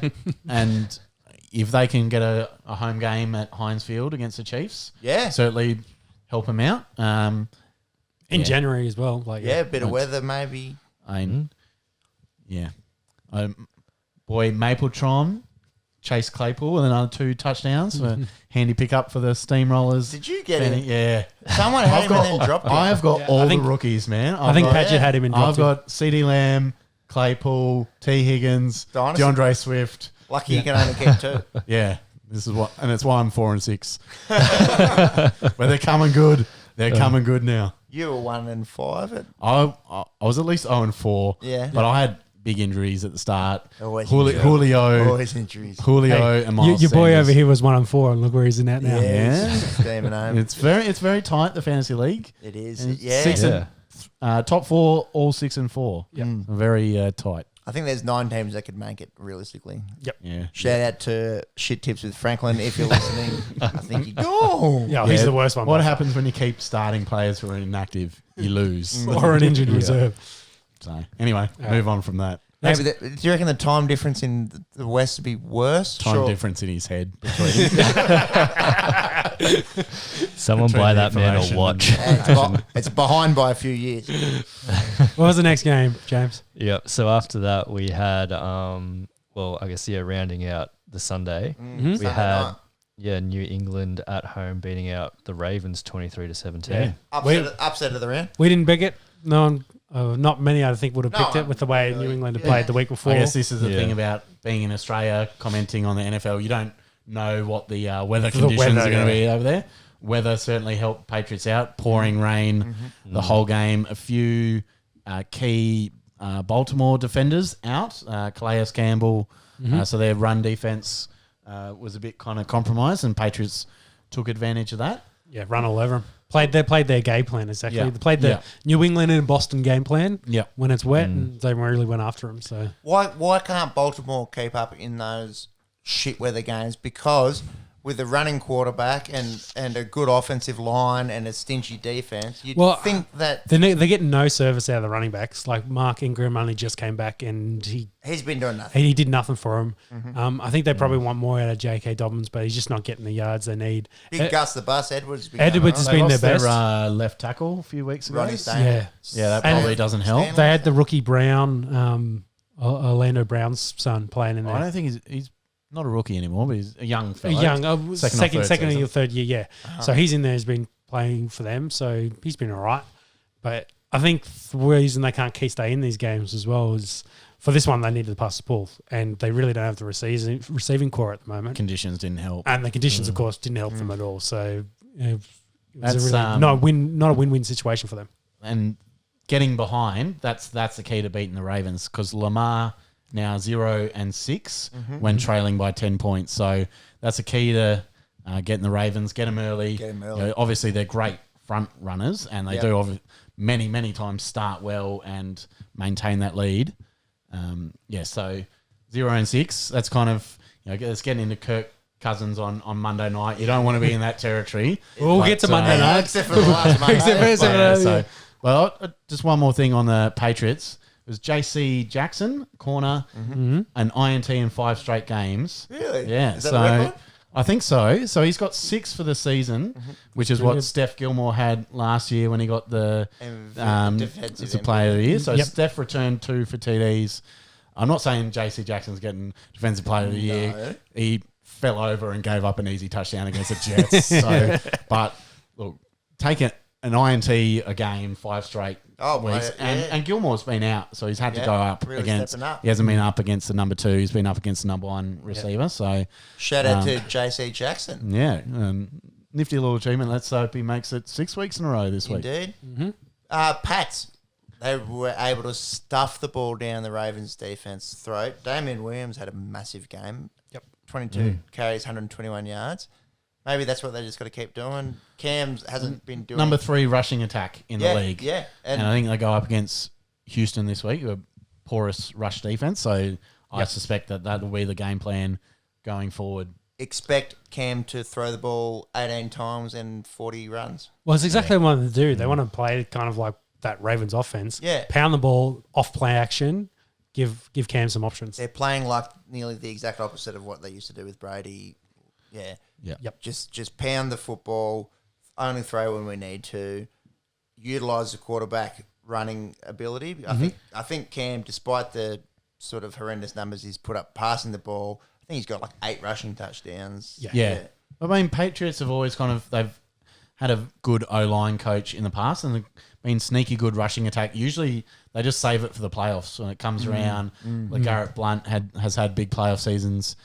2 years ago when they won the Super Bowl, Sony Michel had 6 TDs went off, didn't he? in 3 games. So they just kind of, Bill keeps his cards underneath. They do like to run the ball and play, and I think that's the way to play with Cam as well. Don't ask him to do too much. A few games earlier this year, he's turning the ball over when he's been asked to pass too much or he's fumbling it. Hand it off to the backs, let them do the work, mistake free, keep us in games and see where you go from there. And with that receiving core, you don't want him throwing 30 to 40 times. You want him in that 20 to 25 range. Is it the most, I'm not going to say the word worst, is it the most inexperienced receiving core in the NFL? Yeah. Especially with Edelman with out. Edelman injured, yeah. Yeah. Like then Nikhil Harry back on the weekend, but obviously conditions didn't favour passing.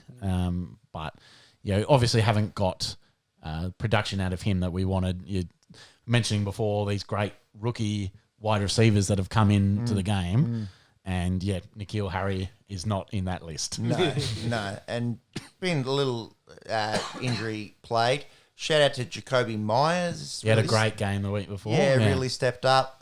Maybe one to watch out of their receiving core. We might have to move on to Monday Night Football, in which the result was.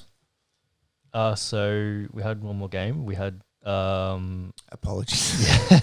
we had the Bears at home losing to the Vikings 19-13. That was Monday night. Yeah. Yeah, we're talking about Monday Night Football. Yes. It works. Anyway, seamless here. Slap on him the down. Esky. Slap. This is live coming at you. No edits. Just edit that out later. No edits. Yeah, it's been a long week. Primetime Kirk Cousins. Yeah, he finally won a game in prime time. That was the first time. And fired up. In First the time on fourth Monday quarter. night, yeah. First time Monday They got night. a first down in the fourth quarter, and he loved it. Yeah, he cool. loved it. There'd be a bunch of dickheads over there that are doing the same thing we're doing, reminding me of his Monday night primetime record. You like that? Yeah, he did like that. Kirk liked it. I'm gonna wrap this game up with one simple statement: Bears offense is shithouse. Yeah. They're not for real. And Terrible. Foles, he a fractured hip. So I think that's Do they it. go back to Trubisky? They have to. Like, who else? He wasn't active for the game. No, Monday, he so- wasn't padded up. No, they had someone else, but he's basically a no-name. You've never heard of him. Tyler Yeah. Bray. Yes, Right. and he was the Chiefs Was he? backup a year or two ago. They got one touchdown on the Pattinson kickoff return. Yep. And that was all they got. They got Yep. 2 field goals. I think their defense gave them a couple of turnovers, a couple of short fields. Couldn't do anything. I believe Cordarrelle equaled the record for most return touchdowns in the weekend. Yeah. Yeah. So, He was also really their starting running back in this too. Like, Just sign a running back. Look, yeah, why are they being so stingy? they There's got to be a running back out there that needs a little contract. Look, I think they brought Lamar Miller off the streets. Yep. Yeah. They brought him in. So, So he's ready for this week. well, yeah. So May- he played last week. I don't think he had a whole bunch. I don't of think he snaps. carried the ball. No. No, They- he had a few A couple? carries. Yeah, they went to Peterson though. But Cordero. Patterson, sorry. Their kind of number one. But I mean, they weren't on the field heaps. They had a bunch of 3 and outs. And then Minnesota just Lamar Miller, 0 carries. yeah. Oh, was he any targets in the pass? You dump offs. 2 catches, 6 yards. Yeah, okay. 2 catches, 6 yards. Cordarrelle, 12 for 30. He's a receiver. Like he's one of the best returners ever. But he had that easy, he fumbled a handoff, and he just doesn't have that breadbasket. He's big as well. It's sneaky big actually. You're right. Their offense terrible. The defense deserves better. They're like that. I'm not going to say my missus, but just where there's a girlfriend that just really carries the other. They just really put in. They don't get rewarded. No one ever gives them a pat on the back. They just do whatever they can to keep their team afloat. That's the Bears' That's defense. good from you because I was worried we're going in real risky territory there. But that's not the fair statement. The only risk I ever take is self-deprecation. But he definitely defined what Sarah's doing there, so I don't know what he's Really carrying the team. Not quite playoff. If they could get their offense in order. So, that's why I said earlier, 2 teams aren't coming from the north. Well, unless the Vikes go on a roll. No. 3 wins in a row from the Vikes. Yeah, but what their their 4 defense is and not good 5. enough. Yeah. Yeah. In this game, you use Cook, you pound him as much as you can, then you get the ball to Jefferson or Adam Thielen as much as when you can get your chances, you limit your errors, you don't throw the ball to the other team like Kurt had been doing at the start of the year. They can win games like that, but the Bears just aren't scoring enough points. Their defense is doing the best they can to keep them in games, but they're just not good enough. No. They're not for real. Put a line through them now. Yeah. That's a line going through. Shout out to Davin Cook. He carried the ball 30 times, if you don't mind. 96 yards. That's Workhorse. Yeah. Workhorse. definition of workhorse. Do you ever get concerned that they are overusing him? Well, they ran Alex Madison in this, I think, as well, didn't they? A couple times. 2 carries, 4 yards. I thought he got more than that. What was he? The week before. think The week before. I think Cook missed a game 3 weeks ago, maybe a groin injury. And since he's come back, they've just flogged him. Yeah, haven't they? Yeah. Well, he missed a couple of plays in this game too because I think he twinged his foot at one point, but he came back out and was all right. So, but you do worry about the wear and tear. proverbial dead horse. Yeah. Because Kurt's not carrying that. They paid him at the start of the season. Get their money's worth, right? You got to earn Get them their money's worth, earn right? them dollars, Dalvin. I mean, he's the MVP of their team. Yeah. The whole offense goes through him. Yep. So you keep riding him while 3-game win streak. Keep riding him. And maybe a Smokey for Offensive Player of the Year. We will get to that in a few weeks' time. Monkey, could you... that wraps up our review. Week in review. Could we please have a sneaky preview of the upcoming week 11 in the NFL, please? Yeah. Before we jump into that, the one thing I just wanted to mention was that note there, which I think was from a couple days ago.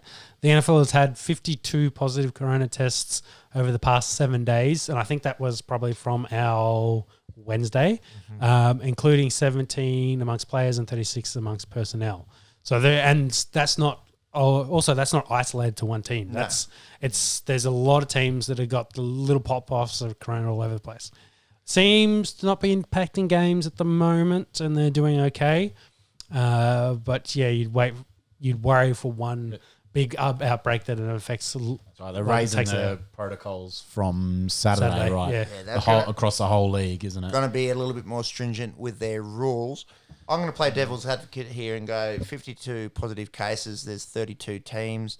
There's less than 2 per team. You have to think of the size of the teams with it, not just and the if you're players, including the but personnel, support staff, coaches, medical. They're massive organisations. We've been lucky so far. Touch wood, it doesn't spread throughout the NFL. I'm hopeful. I'm optimistic. We just want football, and I think we will get it. I hope that's not a massive jinx. Yeah. All right. So week 12? Week 11. 11? Sorry, I've jumped ahead. Yeah. I'm living in the future just like Joel. So week 11. Week 11. So, game 1, we might as well talk about the Thursday game. Obviously, today we had game 1 for the week. We had Seattle Seahawks at home beating out Arizona 28-21. I trust you guys' judgment on this one because I need to take a massive piss, but We haven't got to the Formula 1 yet. That's 2 stories away. I know. I can't wait. Discuss. I'll be back. So I think heading into this game, Cards number 1 overall offense, Seahawks dead last overall defense. Yep. So you would have thought there's a huge advantage. Yet the Seahawks come out with a win. So their defense looked like they played way better in this game. Yeah. So Kyler, they were working on his shoulder a little bit throughout the game, throwing shoulder. Twinged it in the tackle. So yeah, whether that impacted his ability, but yeah, Russell was dialed in the first half. I think he only had 2 incompletions in the first half. Yep. Touchdowns to Metcalf and to Lockett. That's their recipe for success. So, better defense from Seahawks. Yeah. Well, Russ doesn't have to carry the load so much. Talking about Dunlap before, he got 2 sacks in this game. Yep. Yeah, okay. So Carlos got 2 sacks. Instant pressure, and then rewards on that investment. Pressure helped, then limit points. I will say I want to pick on DK. He had 2 drops in this. One was a drop touchdown, and one would have been a drop like 20-yard, possibly more, because it was a crossing route. So you could have got you know what he's like after the catch. You could have got more yards. Hurting fantasy-wise. Hurting my fantasy team. He had a 41-yarder called back on a holding penalty as well. So yeah, phantom holding penalty if you look at it. The center gets bull rushed over, and then the defensive lineman falls on top of him. He kind of doesn't pull him down, and everyone's just like, oh, that's a bit of a... It's a big win for the Hawks because that's division matchup in that tight NFC West. Go to 7-3, Cards fall back to 6-4. So very important win for the Hawks, I think. So that's all the games that have happened. Let's run through the games on Sunday, Monday that are going to happen, and let's make some picks. Yep. So First up for Sunday, possibly the toilet bowl for the round. We have Philadelphia at Cleveland. Oh, man. I think Browns, that ground attack. Yeah, let's go Is that. it at Yeah. Cleveland. At Cleveland. So that Yeah. weather might be a factor again. Wind, snow, who knows? Browns and unders. Yeah. Can't see it being high scoring. No. I concur. Browns and unders. Next one. Yep, so moving on, we've got Atlanta at New Orleans. I mean, so for Winston or Hill, whoever stepping in against that Atlanta defense, is, you don't mind that. If you're going to ask for a matchup first week with a backup quarterback, that Atlanta defense gives it away. So this could be high scoring because Atlanta, they got a high-powered offense. We mentioned Saints' defense is good. Yeah, so that's what I think about is can the Falcons' offense score points on the Saints' defense? And the way they're playing at the moment, I'm just not sure they can be as high-powered as they were. So that's kind of my difference. I think Saints maybe sneak this one, and it's probably like a 30-28 kind of game for me, or 30-27. Yeah. Watch Ryan throw for heaps of yards, but possibly not convert it into points. Classic Falcons. Yeah, that's Falcons to a T, isn't it? Yeah. So maybe As long as Julio has a big game, I don't care. Saints and overs, depending on what it is, I guess. If it's in that 50 range, I think maybe. it'll be quite high. Yeah, if it's high, I wouldn't. But yeah, I'd go Saints. Yeah, Saints. And after that, we've got Cincinnati at Washington. Toilet bowl. Number one. Toilet bowl. Number one pick versus number two. Burrow and Chase Young.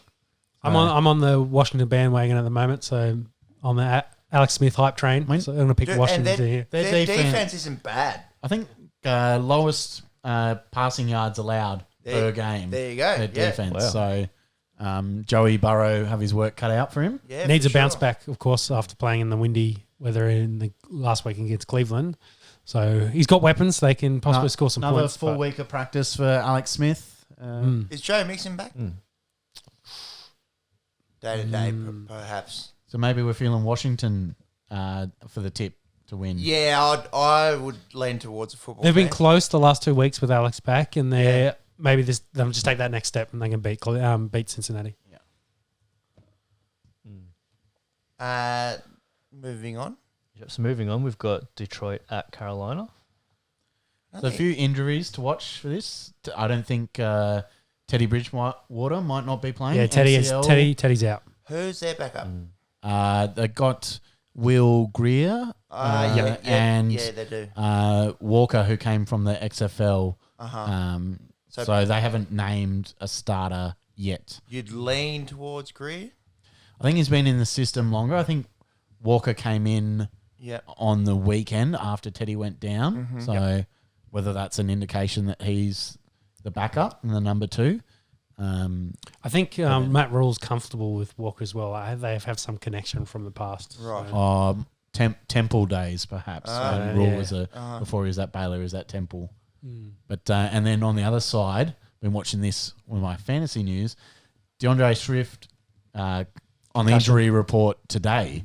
So not from the weekend. So from Concussion in training. practice. So potentially from practice. So he could be out as well. So Big out for the Lions. He's been it's a picked up for shame, them. because he's really hit his strides the last few weeks. yeah, I think CMC may be due back for this I game. think he's out too. Okay, so they've ruled him out. Okay. So I think without Bridgewater, without CMC, I think you have to lean towards the Lions. Yeah, I tend to agree. Stan- Can you ever Stanford tip over the there, Lions so- with any degree of confidence? Stafford over there would kill it. Not a college in California. Yeah. So after that, we've got Pittsburgh at Jacksonville. Pittsburgh. Let's keep going. Should be an easy walkover. This is what we were saying last week. The Packers are going to destroy Jacksonville. They're sorry. They suck. They didn't, but but do you think Pittsburgh is a better outfit? their Obviously, defense is better. So their record suggests so. yeah, I think that defense getting after Luton in his third game. Scary. Hopefully Scary, Tomlin just doesn't let them switch off, take it as a win the game before you've already played it kind Yes. of thing. He's Yep. a bit more experienced head coach. You got Big Ben there. He's played 400 plus games. So Statistics would suggest Pittsburgh by a lot. To 10-0. Yep. Yeah. To 10-0. Yep. I'm Probably picking joining Pittsburgh. a handful of clubs that have ever done that. Mm-hmm. So after that, we've got Tennessee at Baltimore. I'm interested in this game. Yeah. Mm. Yeah. I think It's a matchup replay of similar styles. Yeah. replay And, of the AFC team. divisional game. Yeah. Yeah. Where the Titans won that. Made famous by They're Derrick Henry turning Earl Thomas into his the lead blocker. Yeah. Earl Thomas. Ending the obviously. man's career. Yeah. I mean, with some of his own actions helping that as well. But Yeah. similar matchups, I think. Both teams like to run the ball, get a Yep. lead, Yep. defend the lead. So who scores first in this game could be who wins it. I think the Titans, their defense is not as good as it was last year. Agreed. Um, I think their offense slowed is down better a lot. though. Possibly, but they've been a bit out of sorts, I think, in the last couple of weeks. The last yeah. few weeks. Yeah, against the And Colts. their offensive line's a bit against the banged up. Colts last week, yeah, they looked lackluster. Yeah, so But sort of middle of the year this year, like when Henry's going gangbusters, AJ Brown's catching touchdown passes left, right, and centre. Tannehill doesn't turn the ball over. so that would be my difference is their receiving call's better, their running back's better. Quarterback, let's say a wash. But then I'd say Baltimore's defense is better than the Titans is. Yes, agreed. But I think it'd be close, I think, I this. still wouldn't watch those quarterbacks. I know Tannehill doesn't turn the ball over, and Lamar's not having the electrifying year that he did last year. But I'd still score Lamar ahead of Tannehill based on pure talent. Yep. I think, has Lamar ever lost back-to-back games? That's I something don't I think just so. thought of. No, I don't think so. I'm pretty sure. Oh, he's had a good record since he's been in the league. Yeah. Where is this I game? don't think he's lost back-to-back. No, I don't think he's lost back to back. And I'm pretty sure when we Baltimore. were looking at this a few weeks ago, it was Or- like teams that Lamar's lost to: Kansas City. Actually, I think they went week 3, week 4 last year, Kansas City, Cleveland, and then won out until the playoffs. Great Yeah, memory. from that. Yeah, Yeah. perhaps. Yeah. So that might, but very rarely does he lose back to back? Yeah, so So- I might go Baltimore on that. Yeah, and this game is in Baltimore, so home game. So, yeah, I might lean towards Baltimore. Maybe, yeah. I think they can score some more Close, points. tight game. I think. Important for AFC playoff seeding Very, and very important. Overs or unders in this? Depends on the line. Yeah, I'd probably lean more towards unders. could depend on weather maybe. conditions. too. Yeah. And that too. If it's wet, if it's cold. Anything around that high 40, early 50s, I'd go unders. Yeah. I definitely agree that would be probably a lower scoring game. What else we got there? Yep. So after that, we've got New England at Houston. Let's go in New England this one. Yeah, I like Based them. on I last think- week. Yeah. Yeah, I think a good rushing attack against a bad rushing defense.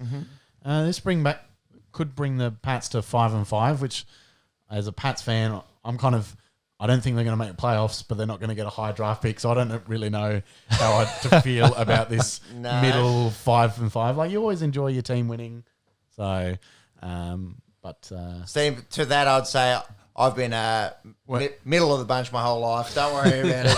Just keep it's rolling with fine. it. We'll sort it out. That's It's right. new territory, but no, I think this could be a 3-game win streak if they win this week. So Yeah. certainly. A few weeks ago, it was looking pretty dire at 2-5, but you know, the world will be a bit more sunny place if it's Definitely. They've had a back good to bounce 5-5. And I think they can beat Houston. What Houston's got going for them is they've got Deshaun Watson there. They've got a decent receiving core that he can throw to.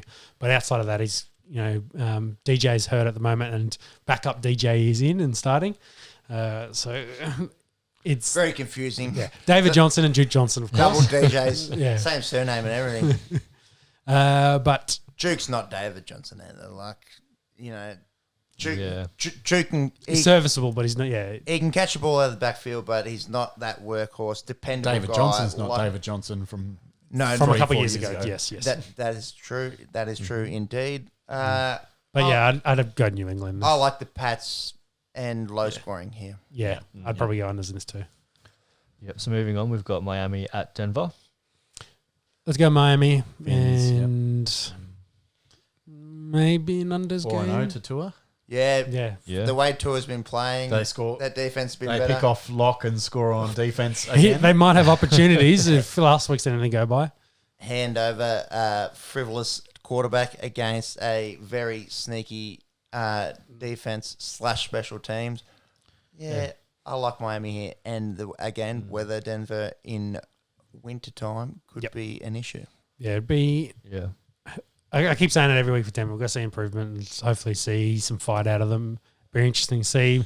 Maybe they can sneak this game like they did the Chargers a couple of weeks ago. But the Dolphins seem to be on the rise and they're heading towards 7-3. So moving on after that, we've got New York Jets at Los Angeles Chargers. Chargers, keep going. Yeah, Chargers. Herbert's fresh new do. Is that the He looks like he's Clippers 12. over? He looks very young, doesn't he? Need to get the Surfer Boy locks back. Like, come on. That undercover toilet bowl game there. I think the Jets may not win a game this year. I mean, surely, like, Chargers get out to big leads and then blow them. Surely that doesn't happen against the Jets. Surely. When are they going to fire Adam Gaze, for fuck's sake? Yeah, Peyton really did Peyton Manning recommending they hire Gase really did a number on the Jets there. There's a bit of big all the Dolphins. Yeah, well, that's interesting. You see him not succeed at a team in your own division. You think, oh, yeah, we'll hire him. Yeah, that's a good pick. That was a good him. Yeah. Unless it's all a plan to get Trevor Lawrence. After picking Darnold at number 3 overall a couple of years ago. I reckon You'd be a bit scared. you put Darnold in a good system. He's probably not a bad quarterback. Lawrence might come back for a 4th year at Clemson.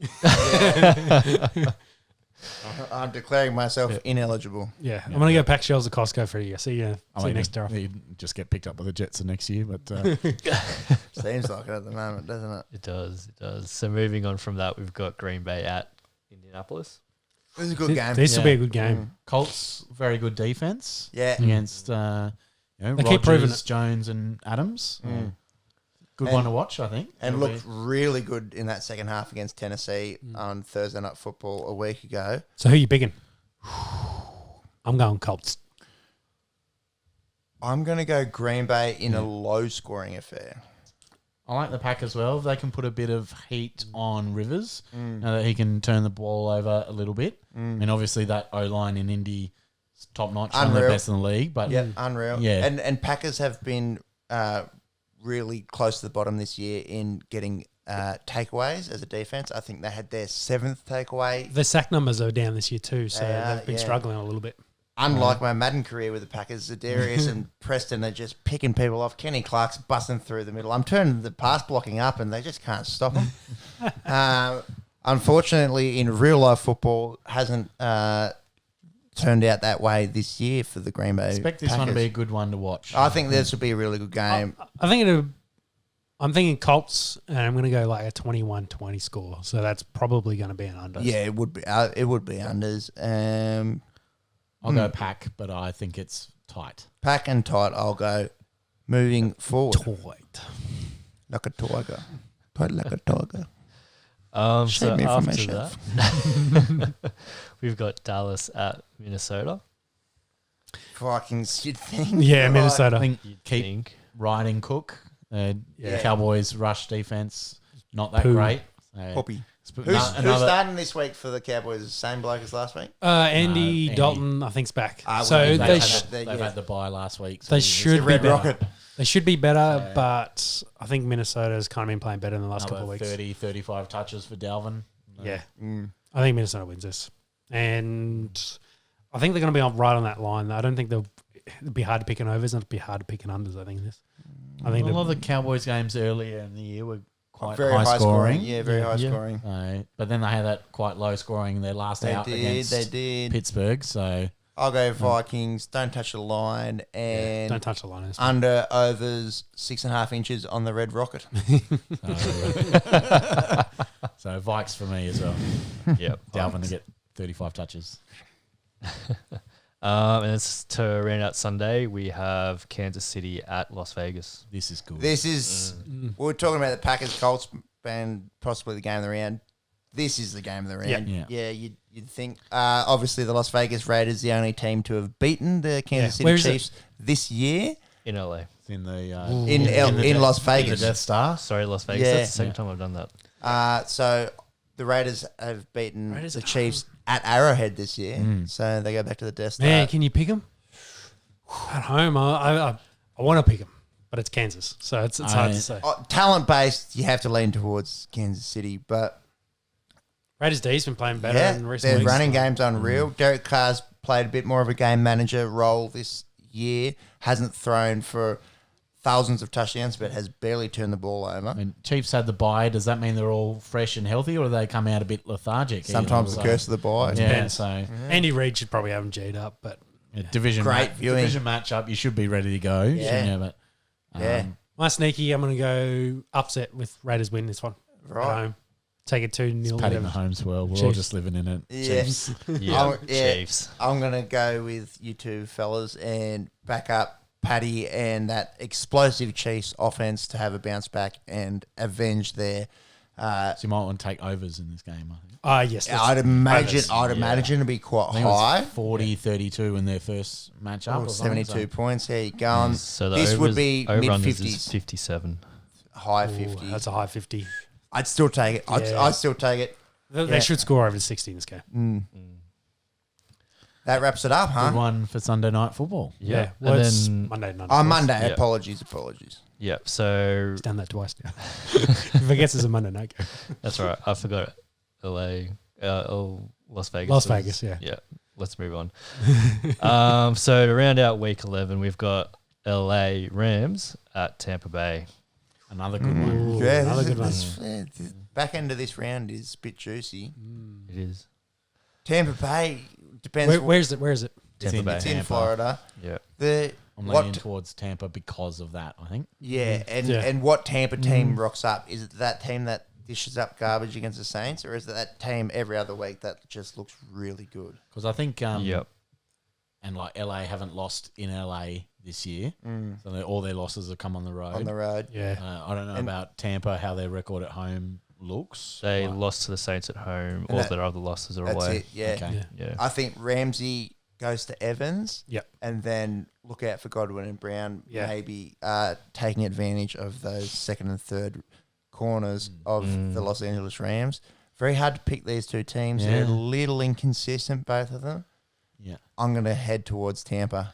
Yeah. Tampa Yeah, at home. think Home and- ground advantage Yeah. does it for me. and probably overs. I think they Yeah. both can Yeah. score points. Definitely. I think Tampa's got the higher ceiling with their offense. The Rams' offense actually been sneaky good. It's not as good as Haven't it they? was A few couple years years ago when when Gurley they- got the Yeah, MVP. they're unreal, but But they've yeah, been pretty good this year. and running back by Mike committee. Minnie's working for him. Yeah, for sure. So And we're talking about best receiving cores in the NFL. Obviously not the best, but definitely worth a mention. Robert All Woods, seven Cooper woods. Kupp, Tyler Higbee help us out. Gerald Everett helps Yeah. out. Josh Josh Reynolds. every now and then. We yeah. had a massive one last week. Yeah, they're sneaky, not bad. I still think Tampa gets this one. Yeah. And that rounds out the week. Sure that does. rounds Very out good. Week 11 for the NFL. Very good. Thank you, Jimmy. So we'll move into the other kind of big story from the American sports this week was the NBA, sorry. The NBL. NBL's here.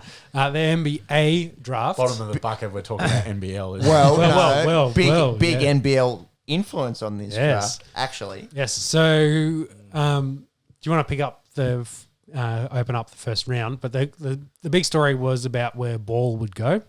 As LaMelo, for those playing Yep, at home, LaMelo Ball. Is he third or second? in terms of his Sons. third. He's yeah. third, yeah. So Lonzo, obviously the oldest, and LeVar, I believe, is the middle. Yep. And he's the Dean War of the group, Yeah. if you will. All the other Manning Shout brothers. out to Dean that someone's actually remembered him. Oh, yeah. I often used to think about that. I used to think, geez, it'd be bad to be Dean War. But then I also thought, he's probably a much better cricketer than myself. So just really unlucky to be in a really good family. I imagine that's the same kind of story with LeVar Ball. I think the old man obviously, lives and breathes basketball. Yeah. Wanted it to happen, sent him over to the European leagues and just couldn't quite do it. So The youngest, obviously, LaMelo, might be the best of the bunch. Yeah, well, picked third by the Charlotte Hornets, which is Michael Jordan's team. Michael Jordan's team, obviously, Jordan's going to take him under his wing. You'd only expect him to get better. And the Australian Influence had a season over here with the Wollongong Hawks. Yep. Offered to buy the team. The Hawks actually rejected that offer. Yep. Something about trying to keep money over here. Yeah. I don't know if the NBL actually makes any fucking money. Anyways, I think he will have an immediate impact over at a pretty ordinary Charlotte Hornets side. Yep. Let's have a look at those number 1, number 2 picks there. I think the number 2 pick was that big centre for the Warriors. For Golden State. What's his name? Good luck, James. No. I think it's No, number 2 pick. yeah. This is a very easy one for me. James Wiseman. There you Yeah. go. James Wiseman. Big centre. Obviously, Clay Thompson goes down this week at practice with an Achilles rupture. So that hurts That's them. a long-termer. Yeah. And to him as well. Like, And they're saying and maybe in the whole basketball. season. Yeah, maybe the whole season. Bit like, I think like for basketball, that's an area of your body that you need well, yeah. ready to go. You use Durant, that- Durant did an Achilles the year before, and he sat out a year. So, yeah, you use that every single move that you Yeah. make in Yeah. basketball, essentially. They've needed a big man for a long time. Andrew Bogut was their guy a few years ago. Sort of not really elite at the NBA level. No, not anymore. Well, He was but in that serviceable point, in that point in for his their career as needs, well. wasn't Bogut back in the day. But Yeah. And at that point in his career, he was also at the back end too. he so- didn't need to be the star, put it that way. No, Yeah, no. no. And you know, with Steph and Draymond Green, you'd think good to go next season. I'd expect to see the Warriors of old, Yeah, they'll be better, but will they compete with some of those other teams that are loaded up on talent? Which is gonna challenge. Well, if Steph and Draymond stayed healthy, I think so. I think so. Well, I know that the Bucks have loaded up on talent. They've done a bunch of trades to help support the Greek Freak. Yeah, and then also to try and also coax him to stay next year because his contract's up. So keep him around. A few teams wanting him, I'm sure. Oh, plenty. I think Milwaukee throw a big old there'll be a max deal for him. incentive to Giannis Antetokounmpo. So who was I think that's right. Gave it a good crack. The though. Greek Freak. who was number 1 pick, James? So Going back to number- finish the draft. Number 1 was Anthony Edwards from Georgia. And he's going over to the Phoenix Suns. Timberwolves. Minnesota. Timberwolves, Yeah, yep. my apologies. Minnesota. Yeah, Timberwolves. Yeah, I thought it was Timberwolves. Yeah, so for us Aussie boys, Josh Green was picked at 18. So he's Where's he off to? oh shit. Fuck, where was that? It wasn't Bucks. I know that much. Josh Green. Josh Green was to Pretty uncommon name that's probably come up straight away. oh my god. Mavericks. Dallas. Mavericks?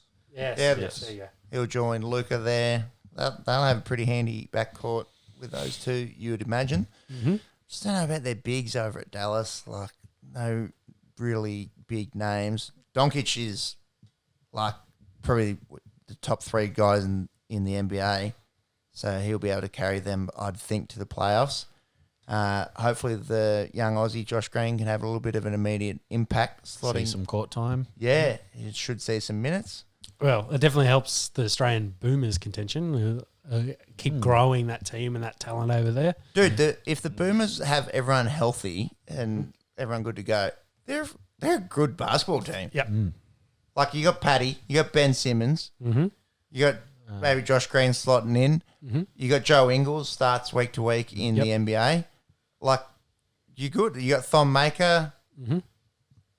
They're like, they're not going to beat the best of the bunch, but they're probably the best Australian team ever assembled.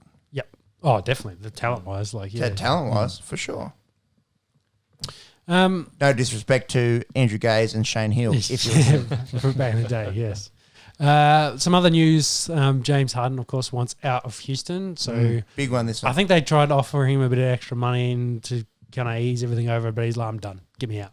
Looks like the Brooklyn Nets is a likely wind up for him. Yeah, Could you imagine Ivan and Durant over there? Like that's unreal. That's the best backcourt in the NBA. Reunited with Durant from his OKC Back in the OKC days. days. Kyrie Irving's been a little bit of a journeyman, but those three guys playing the front three, I don't really care who you got playing the two big positions there. That is deadly. Yep. Will be very interesting to see what happens.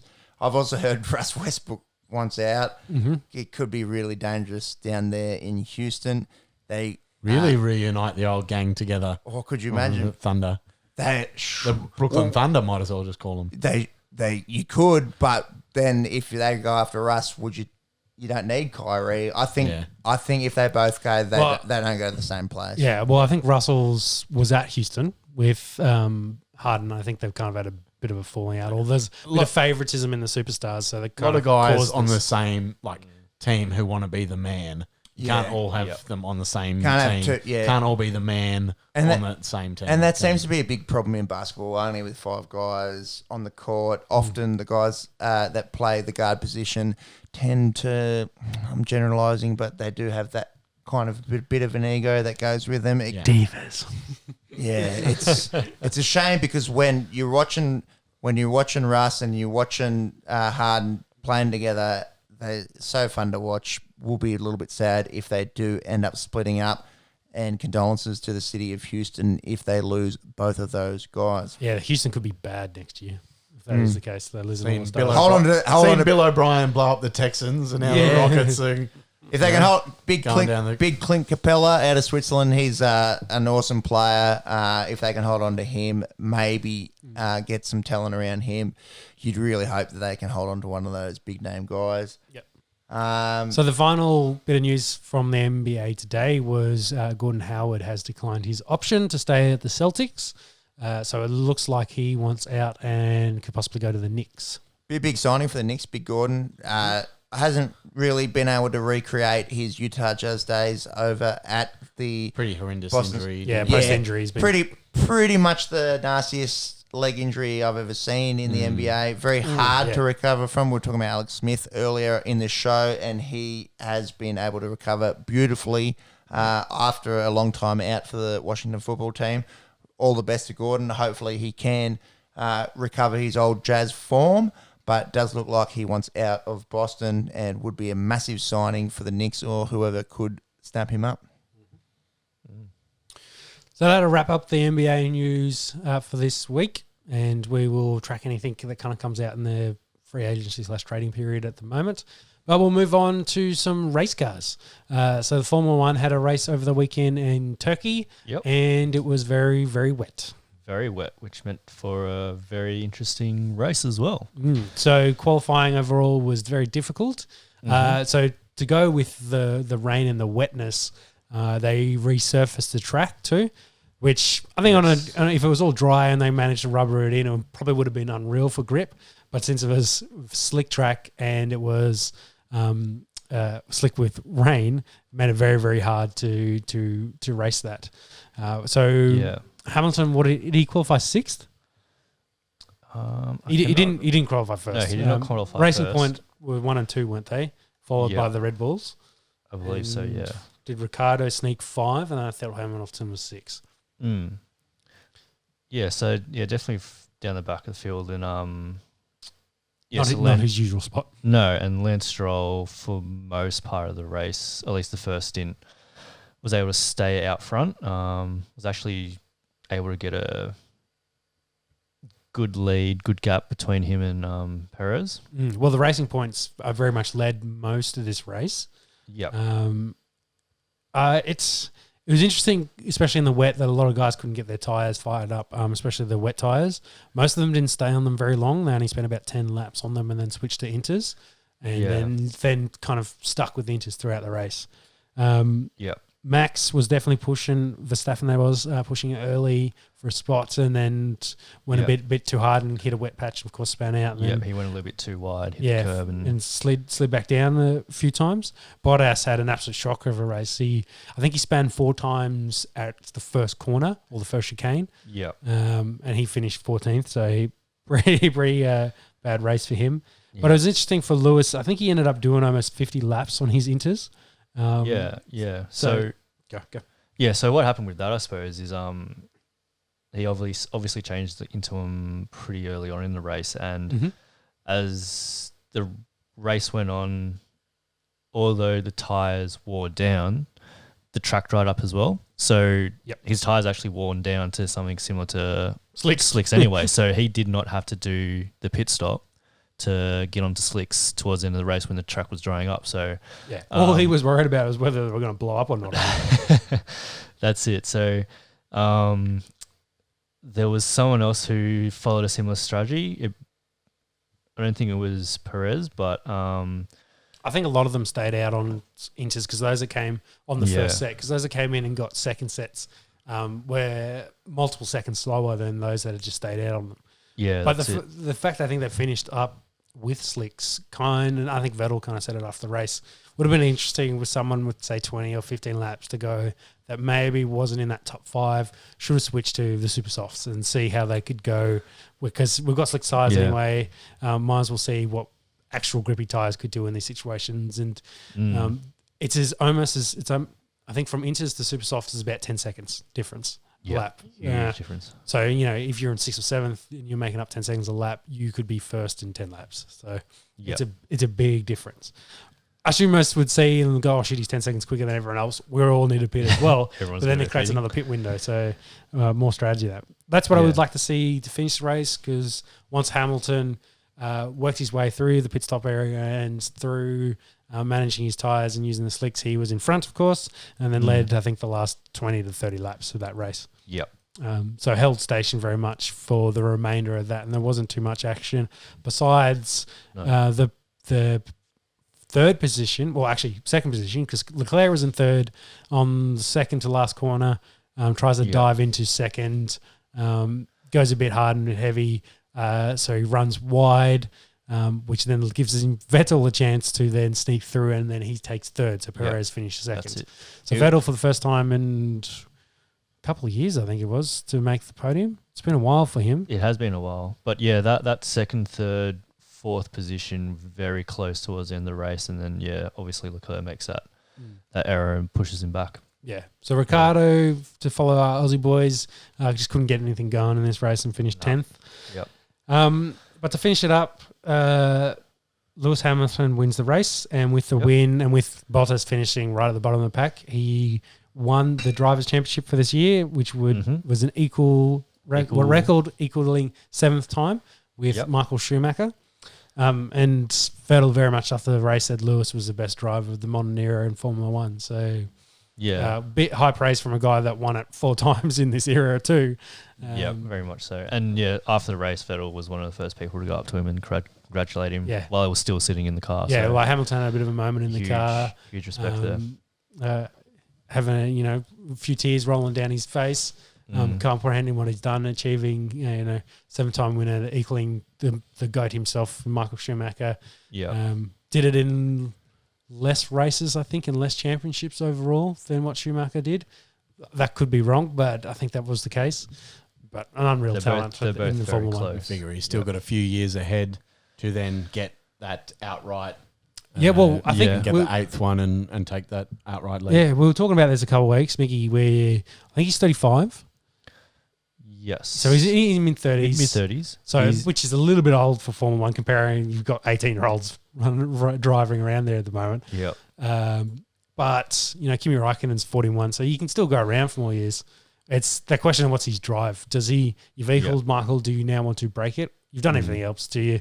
He's got all the other records. Do you try to break that? That's the only one he doesn't have. Do you try to break that? He's still at the top of his game, obviously. Yeah. So. He could also retire and disappear into the ether and just not do this anymore. That could be an option. He's off contract this year as well, so he's left it all very much up in the air. But, if he's asking Toto Wolff, he'd be like, "I need fuckloads of money because I am the best." Yeah. Well, that's the thing, because I think Toto Wolff's thinking about moving on as well. So whether they try and keep both of them there, Bottas is off contract too, so the whole Mercedes pit is not signed down for next year. So we'll have to see what happens. Very interesting. Weeks. Yeah. So is there a race this week? No, we have a break this week. So next week, Next race is in Bahrain on the weekend of the 27th to 29th. So we're there for 2 weeks in a row. Yep. And what? There's three rounds. No, so after that, so that's Two round bar- 15, round 16, and then round 17, which is the final round for the season, is in Abu Dhabi. Yep. Well, Hamilton wrapped it up with 3 rounds to spare. That's Yep. impressive. He's got a massive lead. So I think the thing that really solidified it for him last weekend was Bottas not getting any points. yeah, he had a 90-point lead, and with Bottas getting none, being for how far down he was, Bottas was the only other driver that could have possibly have beaten him at this point too. So he was only within the team at that point. They've blown everyone else out of the water. So. Yep. Okay, cool. That's it for F1 for this week. Yeah. So we'll keep rolling into a bit of UFC news. And James, do you want to bring up UFC 255 when I talk about the fight from the weekend? There was only one of note, and that was Paul Felder versus Rafael dos Anjos, I think is how you say it. Dos Anjos. Dos Anjos. Pretty good. RDA. 5 rounds, Easy goes to to say decision. Yeah, RDA is just easier to Much say. easier. Goes to decision with RDA winning this fight. It was at welterweight, I believe. I didn't catch this. Did you? Well, See Felder the was highlights? a late call-up.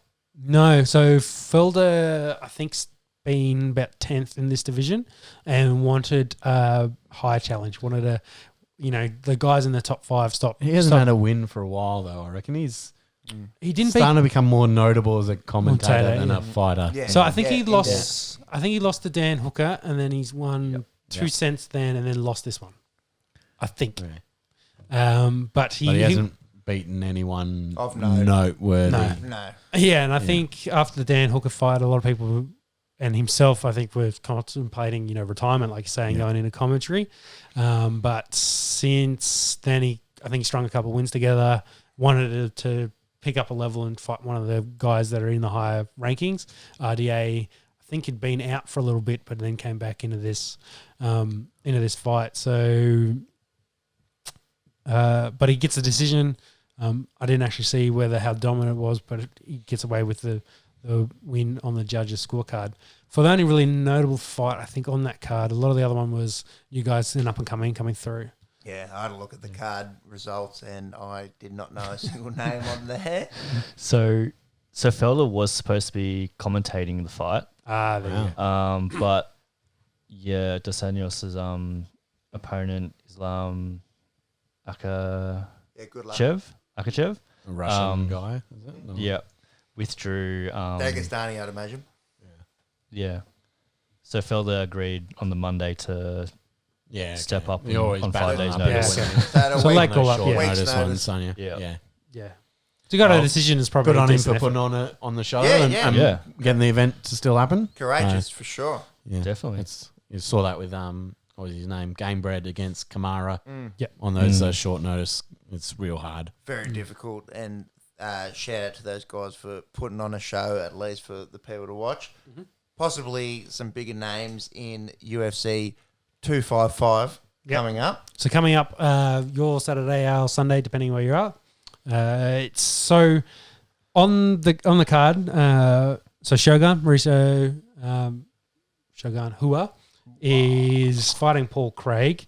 Mauricio is probably a bit past it by this point. He's a fossil. He is. He's an absolute fossil. From a different generation, still going around. Yeah, good on him for getting out there. Can you get how old Shogun Rua is up on there? He'd be in his mid-40s, you'd think. Well, I think he's deceptive. I think he'd be really late 30s or close to 40, but I yeah. reckon he's over 40. Mauricio? So Go on 40. on 40, right on the dot. What are the overs unders? Okay, 40 and a half. You can have 40 and I'll go overs that. You got in there? You going overs? Yeah, 40 and a half. On 40. On 40? Unders. Unders? What's your guess for unders? 38 and a So half. he's got it. So he's got it. Is that your way to break 38, it? yeah. He's I told you, deceptively old. Deceptively but old looking. yeah. A lot of For a man who has a career being punched in the face. a lot of surprisingly, fights under his belt. Yeah, Shogun he's Rua. got Turning 39 on the 25th of November, so shout out and happy birthday. Happy birthday to you, Shogun. I'm sure you're Hopefully listening. get himself a little present on the weekend. Yeah. Well, he's got W. 39. 39 fights, and this will be his 40th. So there you go. there you go. That's Yeah. what I'm. So that's what I was thinking. Under about. 40. You're right on the dot there, Steve. Right on that.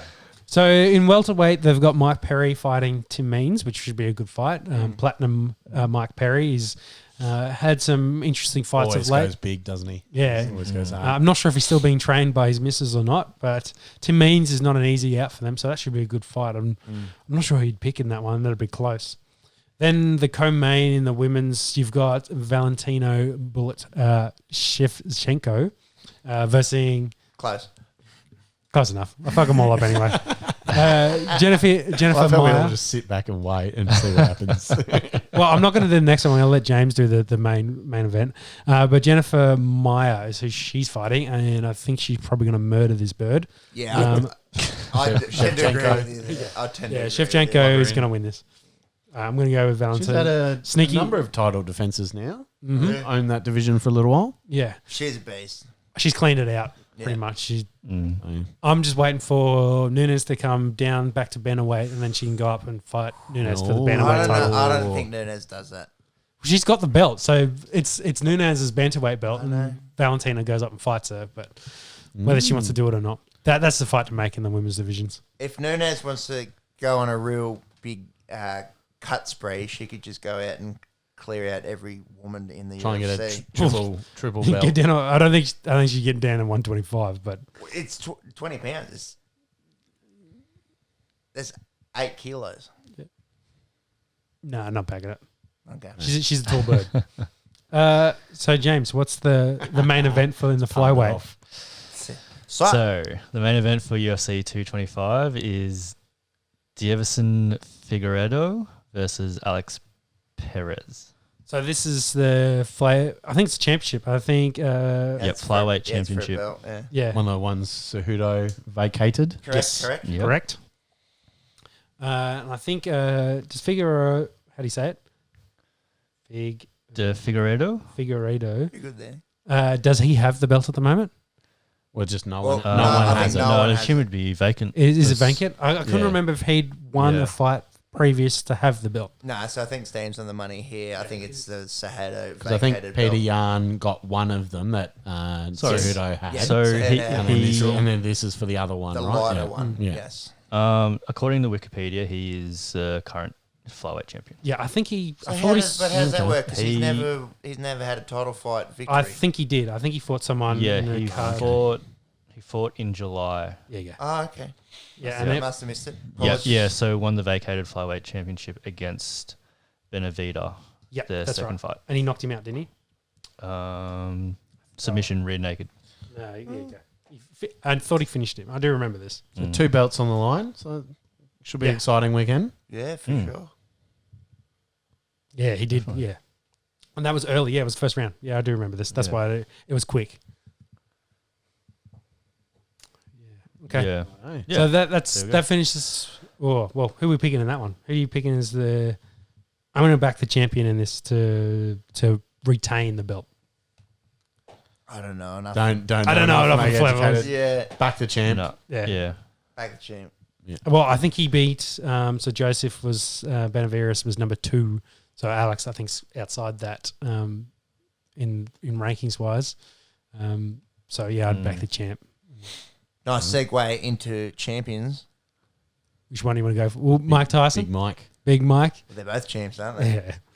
They're two of the best boxers ever to grace this little So- floating rock in the universe that we call the planet Earth. They're going to fight in about 2 weeks' time. 2 weeks, I believe. Yep. And Mike. Dude, they both look scary. Oh yeah, they both look swole as. So they've both been in the You know, gym. they're like our dad's age, like a tiny bit younger. Yeah. They're like 50, They're both in the 50s. they're Yeah. like 53, Freaks. 54. Freaks. Oh man, Yeah. I can't wait. I cannot wait for this fight. Have you boys seen the picture of Mike Tyson? I've seen a I've little seen bit of his work on videos the of him Instagram. training and yeah, stuff. hitting the bag and Yeah. that. Like Can you bring it up over there? he doesn't. Like, James? he actually doesn't look that different If you can to find when it. he was in his early 30s. It's crazy, and to think that he was a fat weed smoking chiller about 8 months ago, it's craziness. I'm going to have just pulling up on the Esky's live YouTube feed here. On the big screen. Oh, that's just terrible. But that's what he's looking like from like 2 days ago. My goodness. This is a 53-year-old man. Yeah. So God, it's scary. who you picking in this one? She's hard. Jones Tyson. Well, don't. Can you The fan? have a look at Jones Jr. recent pictures because he's no slouch either. I think Tyson's got that bigger knockout power. Jones Jr. was renowned as a speed fighter and obviously won a title at 4 divisions. So fight's a little bit smaller than Tyson. He did win one as a heavyweight. But geez, you just look at that imagery there of Mike Tyson. Unbelievable shape for a 50-something-year-old. 54. 54, yeah. So old. Man, it's huge fight. Can't wait. I don't know who'd pick in that. Well, probably a good, over 20 years since he last fought? Yeah, I think Professionally? professionally. Mike, yeah. Well, that's impressive. Yeah. Have a over 20-year layoff and come back. So I think he might have had a few little charity matches or something, but nothing nothing for a belt. nothing serious. No. So Not a professional fight. No. I think they stand to make a fair bit of coin out of this. Good on them.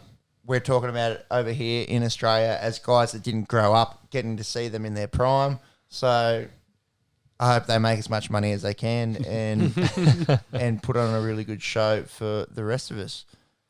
Definitely. Moving on. Yeah, so back to Australian boxing. We've got Gallen versus Mark Hunt coming up in a month's time. So they're getting closer and closer. Boxing's a loose term here. Exhibition matches. figure Gallen's given away a bit of weight to Hunt. Hunt's so much bigger. He never trimmed down much for the UFC. No. And Good given on- he's not in UFC anymore, I can't imagine he's trimming down heaps Well, for this. good on Paul Gallen for taking this fight because Mark Hunt is a scary Throws bombs. dude. Yeah, some of the Throws bombs that he's The thrown experience is so against different. professional fighters and puts them to sleep. So- Man, I can't wait. I can't wait to and see. eats bombs without going to sleep himself. Oh, he has some kind of chin, some kind of concrete So- chin on him. This when does this happen? Is it just before Christmas? December 18th, I think. Beautiful, Week great out, time of the week out. year. There'll Yeah. be people Or knocking maybe off it's December work. 10th. It's in that. I think teeny. I think it's that week before Christmas. If you don't mind getting that up on the Googles there, Gallen v Hunt. Oh man, I'm scared for Paul Gallen here. Yeah. Mark Hunt. Speaking of old dudes, Another 40. yeah, guy he's in like his 43, 44. 40s. So, But it's just an assassin in the UFC, and you'd Yeah, think his boxing is up to scratch with anyone in this country. We got to remember Mark Hunt also won a K1 tournament, so like a Yeah. kickboxing tournament. So he was a K1 Grand Prix champion, which is an unreal accomplishment. And for his size, has a little bit of sneaky cardio. Yeah, and you look at Hunt's the old resume. Homer Simpson rope-a-dope. Yeah, doesn't he? Well, you look at Hunt's resume and who he's fought and how he's fought, and then you look at that Paul Gallen couldn't get past Barry Hall, and you're thinking, what the fuck's he getting himself into? very, very scary, very scary. I So, think. do you think it could be a short one, Sean? You think Well, If Hunt's going to win, he's going to make it a short one. yeah, Like, if Hunt can land one, but don't rule out Gallen's. that's Gallen's game plan. Gallen's Push him an deep. ath- he's Ga- just got to survive? Yeah, Gallen's an early athlete. rounds. Gallen's an athlete. I think if he can sort of survive and duck and weave and play the cardio game, possibly there's a shout.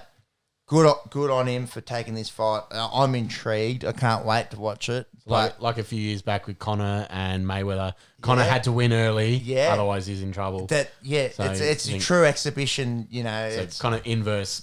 Gallen's got to stay alive early, and then he might be a chance. for sure. For sure. I can't wait. See, Mark Hunt. Hunt's actually looking And I trim used there, stay so- alive. He doesn't look like He a looks 40, trim. he doesn't stay look like alive a 44-year-old. very literally. He's got to stay alive. Oh yeah. No one's talking about that Tim Tszou's Yeah, fighting on this. Tim Sue's on this, isn't he? Yeah, Has he lost? he's the main event. And a real boxing fight. Who's he up against? He's up against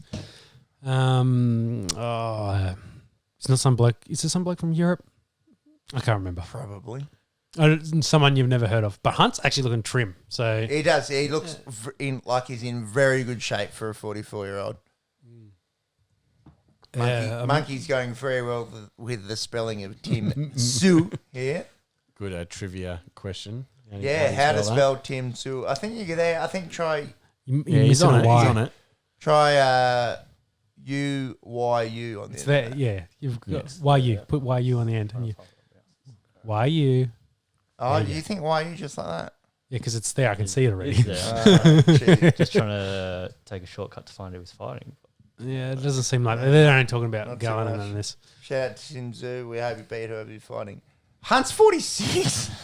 I was saying he's 44. He's 46. Craziness. There you go. Bowen Morgan. Yeah, Yeah. that sounds about right. Shout out to you. Says that Gal has sparred with Tai Tuivasa before. Really? So Well, it's a Bam Bam. good. That's fighting Bam Bam's not a bad idea. Comparable size and style, but I think what they've done in the UFC, Mark Hunt's gone further.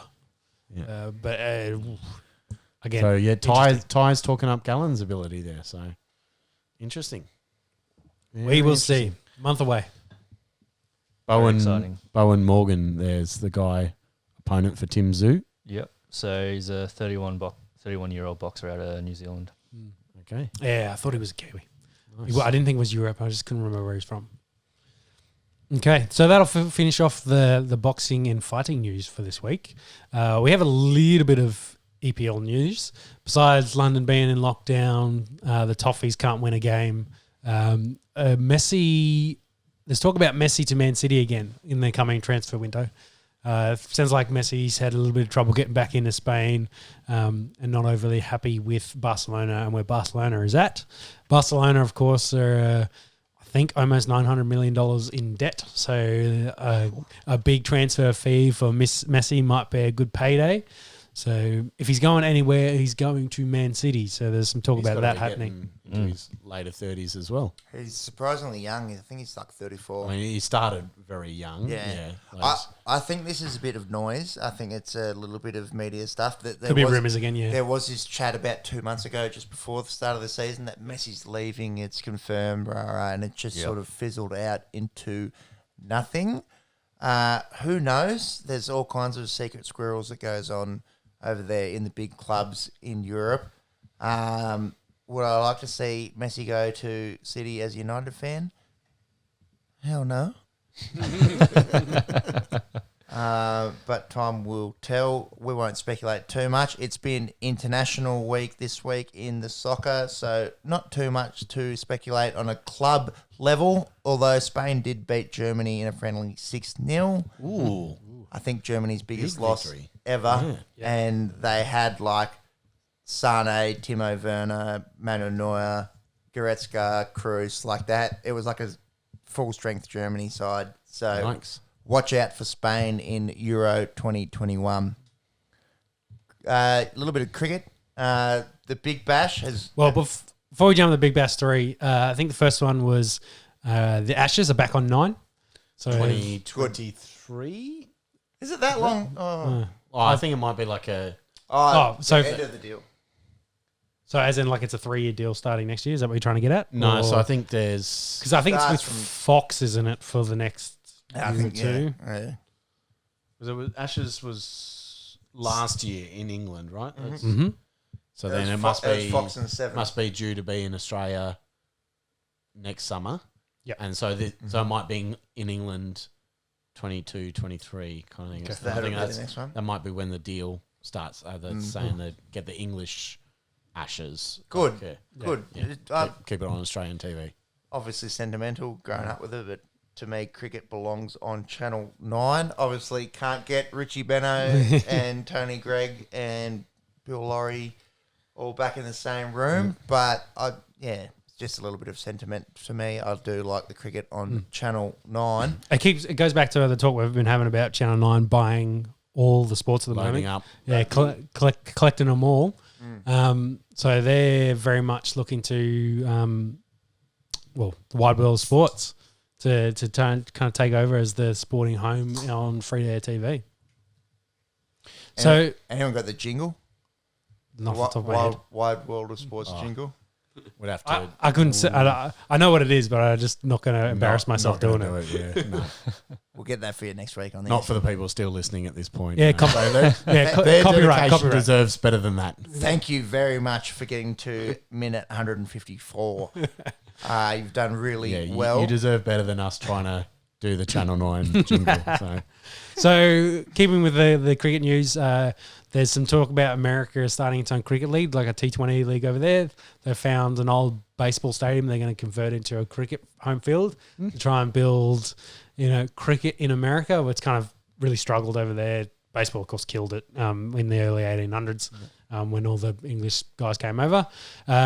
So I think for America in the last T20 game they played, they were bowled out for like 36 or something like that, one of the lowest scores of all time. But it'd be interesting to see if they can get some of those fringe baseball guys that aren't making majors and, see if there's some transferable skills there. But I think it's going to be, it's a very different sport, so it'll be hard to see what it's... I think you're approaching this the wrong way, Sean. Don't worry about the baseball guys. What's there a lot of in America, and there's a lot everywhere. Yeah. Indians. Caribbean guys. Caribbean guys, Yeah. few Jamaicans. Yeah. They could get some speed out there too, get some brothers. Yeah. It's funny how it's never really taken off over there, considering how multicultural the US is. And the fact that, there's a bit of interest of cricket in Canada. Like the Jamaicans and the Indians that go there, they tend to... I think there's a simple answer. It's comparable to baseball, and they just say, well, it's a worse baseball, so why would I watch that? Yeah. So, It just dominates the market, doesn't it, baseball? Yeah. So. Anyway, so the big cricket story I wanted to talk about was the Big Bash League and their gimmick rule changes for this year. Have you boys seen these? Mm-hmm. What are your thoughts? I haven't. I don't mind the points thing. However, so for those playing at home, there's been 3 big changes to the Big Bash. Mm-hmm. I think the points one is if you win the first 10 overs, you get a bonus point. Yep. 4 4 competitions will be on offer in each match. So yes. 4 competition points. Yes. So you get obviously 3 for a win. You can get 4 if you win the first 10 overs as well as the game. Yep. I don't mind that. They could have made it a little bit sexier, like winning the first 10 overs. Yeah, I guess I think the final result would have been more interesting. Say if you win by more than 50 runs or by more than 8 wickets, something conditional like that. Yep. But yeah, I mean, 10 overs is interesting. It's obviously half the innings, but like power play is probably more comparable as well. That's the thing that they often talk about. At the end of the power play, this team was at that. the end of the 6 overs. So whether you could have done it, just compare the power plays. Interesting that you bring that up because the power play has changed with one of the rule changes. Rule number 2. The power play will last 4 overs, the first 4 overs, and then the batsman gets to choose the last 2 overs of the power play when they choose. After the 11th over. You'd expect them to usually go 19-20 there. Would you think? You take them at the end. Obviously, it depends on the situation. If you're 8 for, you probably don't want to go. But It depends who you got batting at the time. Well, too. if you're 2 for or 3 for, and you just probably keep them up your sleeve, that's going to be dangerous. Those last 2 overs, and there's only 2 guys allowed out of the circle. Yeah. Especially if you're chasing runs, you need 30 of that.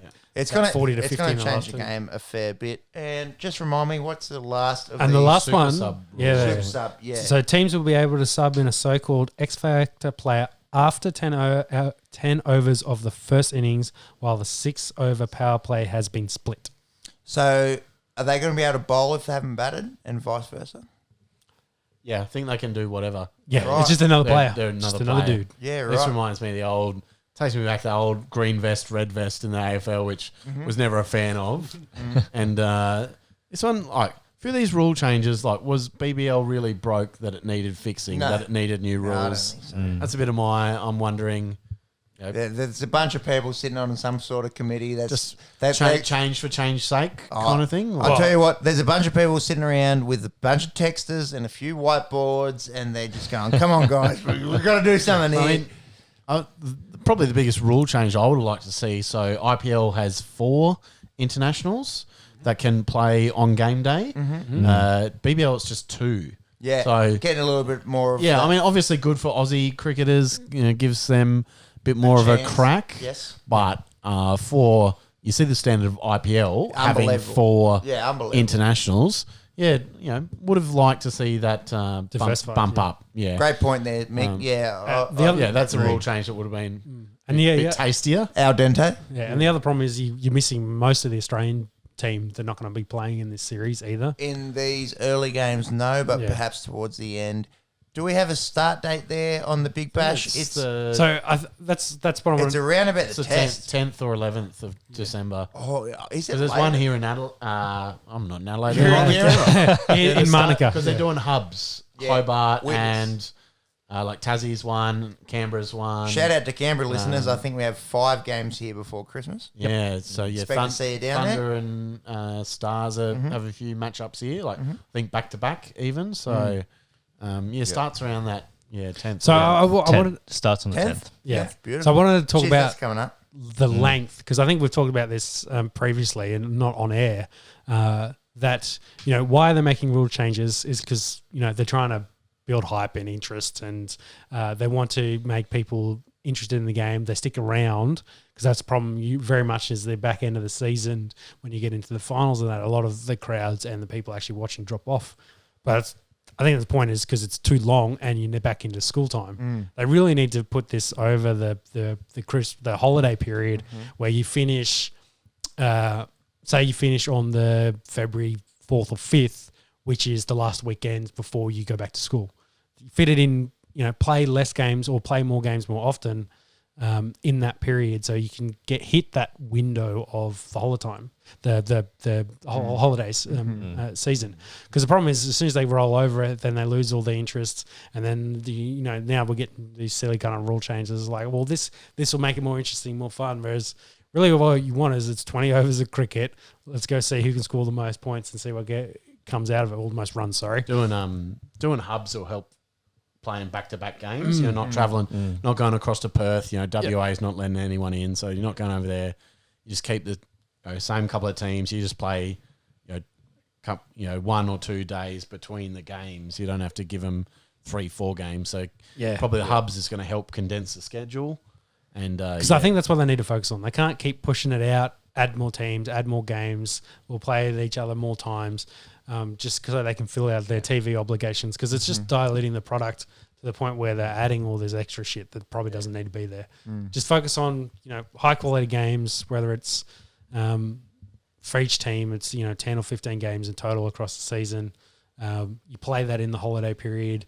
You have your final, the weekend before you go back to school. Then on Monday when you're back at school, everyone's talking about the cricket. Like that's how you build it into the youth. So then they get hyped for next season, or they're playing it, why they're playing it, and they can then see the season going on. That's their window. That's what they should focus on. The more they run it into February, then you lose all the crowds because it's all the kids are back at school. So you're not going to go out to a late night game, even though it's only a couple of hours, where you finish up at like a 9:30, maybe you're home by 10 kind of thing. You're not doing that at a school night. No. So it does look like the final is going to be on the 6th of Feb. So might play into your theory. sorted. This guy over here. The words of Mike Pizzolo, the demise of cricket. Imagine having him on the Esky. It's easy to have some comments. Oh, way to fuck him here. It'd be hard to get him out of him. I was talking about cybersecurity today, so not in the same realm of what we were talking about here in sport. Moving on. Moving on. Enough of cricket. Golf. Masters. So Dustin Johnson wins the Masters, and quite comfortably. I think he was killed it in the last 2 days. Was he 20 over? I think finished. Set a Under? course record. Yeah, 20 under. Sorry, Yeah, yes, course 20 under. Record, really come Very home impressive. strong. Had a 4-stroke lead going into day 4, And I finished with a 4-stroke lead. Yeah, so held his nerve. He's a quality player. Anyone got Dustin Johnson on Majors 1? That might be 3 for him. You look it up, James? He's not old. No, he's not He's old. about our age, I think. Yeah. That's a little bit scary. Yeah, our boy Cameron Smith, after winning the grand final with the Storm, went over and finished second. That's right. He's all over the place. isn't he? He got about 8 years younger and a lot better at golf. Golden touch or whatever he puts his hand to. Yeah. Yeah, so he was tied second. I think he was he 5 shots or 4 shots back by the end? 5. Five. So he finished on 15 under? Yeah, under. Great effort from the 27-year-old out of Brisbane. He's been up there or thereabouts in majors before, but never really looked like winning one. 15 under probably puts you competitive most years, right? Yes. It's Oh, obviously- yeah, Dustin's had an Yeah, unreal for sure. year. For and sure. So And we said last week the change of year, the change in the time of the year that the Masters was held might play a bit of an impact. You're seeing guys in the later groups hitting into the sun. Oh, it was so it looked real tough. Like it was, Yeah, very- it's just very- right there. very and it's difficult sun conditions setting. for those later groups. Tell you what, even just to walk on Augusta one day would be such a privilege. Such a privilege. you can't see his face because it's a podcast, but it's getting a bit. Oh. He's getting a bit excited. You can tell. It's a few red rockets over in the It's corner. like a mix of emotion / horniness. Is a good way to put it there, Sean. It is getting a bit later in the night. Yeah, exactly. We do concerned. do need to wrap it up shortly. Yep. Can I just mention something? Yeah, go for it. Johannesburg Open is on at the moment. There's Yeah. a young, I did think I saw this. a young South African player. I'm just going to get his name up because I will destroy it otherwise. He just went up to the tee box. It's a little downhill, but it's not like hitting down a massive mountain. He drove the ball 401 meters. He's 20 years old. His name is Wilco Nienaber. 439 yards for you US peeps that are out there. They are playing in Johannesburg. The altitude of the course is 1,700 metres. Obviously has an impact on the distance of the ball. And you think of guys like Bryson that are built like a linebacker. This guy looks like a golfer. And he has Got that golfer build. smoked a ball 400 metres. Yeah. Keep an eye out for him. That name again is Mr. Plough. It's Wilco Nienaber. Unbelievable. I think Bryson's longest drive in competition is like 370 metres. So by 30 is a long way when you're talking at that level. Ridiculous. That's on the green on most par fives in Canberra, if you can imagine. Yeah, that's crazy. But go back to Bryson. I think he finished 3 under. Yeah, For this, I think he had a rough tournament. I think a little bit of the mental side of things was getting shown in Bryson's game. Went into it very confident. Obviously, I think he said 60, he was a favourite. I think. Yeah, I think he said 66 was par for himself. Cam bomb, obviously a drive. I think the short game was left a little lacking. And sometimes when you put all your faith in your drive, if you do end up a little bit left or right, and you don't have that short game to fall upon, it can be your undoing. Obviously, a very classy golfer, and we'll be talking about him for years to come. So we'll finish up with the Rugby Union and the Rugby Championship going on at the moment. Well, actually, the Tri-Nations. So New Zealand played Argentina. Was that last weekend? Yep, Yeah. last weekend. Yep. Yeah. First loss ever. Their first lost to Argentina. Argentina, It yeah. was 15-25 to Argentina. So New Zealand are currently now 1-2. Yep. So they Wow. lost Big news. to Australia the week before. Yep. Go Pumas. Yeah. Yeah. Who's the Pumas coach at the moment? Oh, Oh, checker. I'll check it. Is he head coach? That's right. Yep, he's the head coach for them. Old Wally was coach. There are, don't Yeah. know his name, but the Argentina skipper saw a video of him. He was fired up. He's, Oh, you would. You just would beat New be. Zealand. well, even during the game, the ref told him, he was pushing and shoving. The ref said, cut it out. He said, no, they disrespect my country. I play for my country. Really? Very Yeah. passionate. Yeah, and so I think he's number 6, and he got a fair few kind of turnovers and had a very good game as skipper, led from the front. Fired up. Don't know what his name is, but well played, Skip. Hernandez. Hector. So Argentina, of course, have Australia this weekend. So they will play us, and that'll be a bit more interesting game now. Argentina have come over and they are competitive. So especially they've got the former Australian coach there. Bit of rivalry there, yeah. You'll want to win that one for sure. Definitely. So that'll be an interesting game to see what the result is after the weekend. Yeah, definitely. I mean, obviously beating New Zealand definitely opens up the championship. Mm-hmm. Yeah, it's real open, especially for them. Like, it's probably if they can beat Australia, they've sneaked 2. They'll be. Have Australia won that in recent memory? The Rugby Championship? I think New Zealand wins all these things. I mean, if Australia wins the this, Saffers have got a couple. if Australia wins this weekend, put themselves in box seat. Yeah, then, they should. wouldn't They should. Yep. Yeah. So big weekend for the Wallabies. Mm-hmm. Yep. And that will wrap us up for the news for sport this week. Thank you, boys. Thank you for coming out. Massive effort. Pleasure to be here. Yeah. Happy to get along. Big shout out to Mickey for his The first session. stowaway, he's gotten in the bottom of the ship. He's gotten out. Don't post this so the government knows where I am. We're recording live here, January 28, 2021. Thank you very much. Yeah.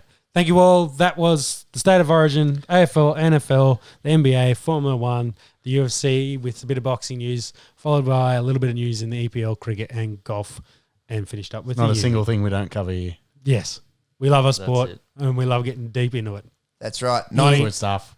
75% of the earth is covered by water, 25% is covered by on the The Esky. Thank you very much. Good stuff. See you all. Bye. Bye. Bye.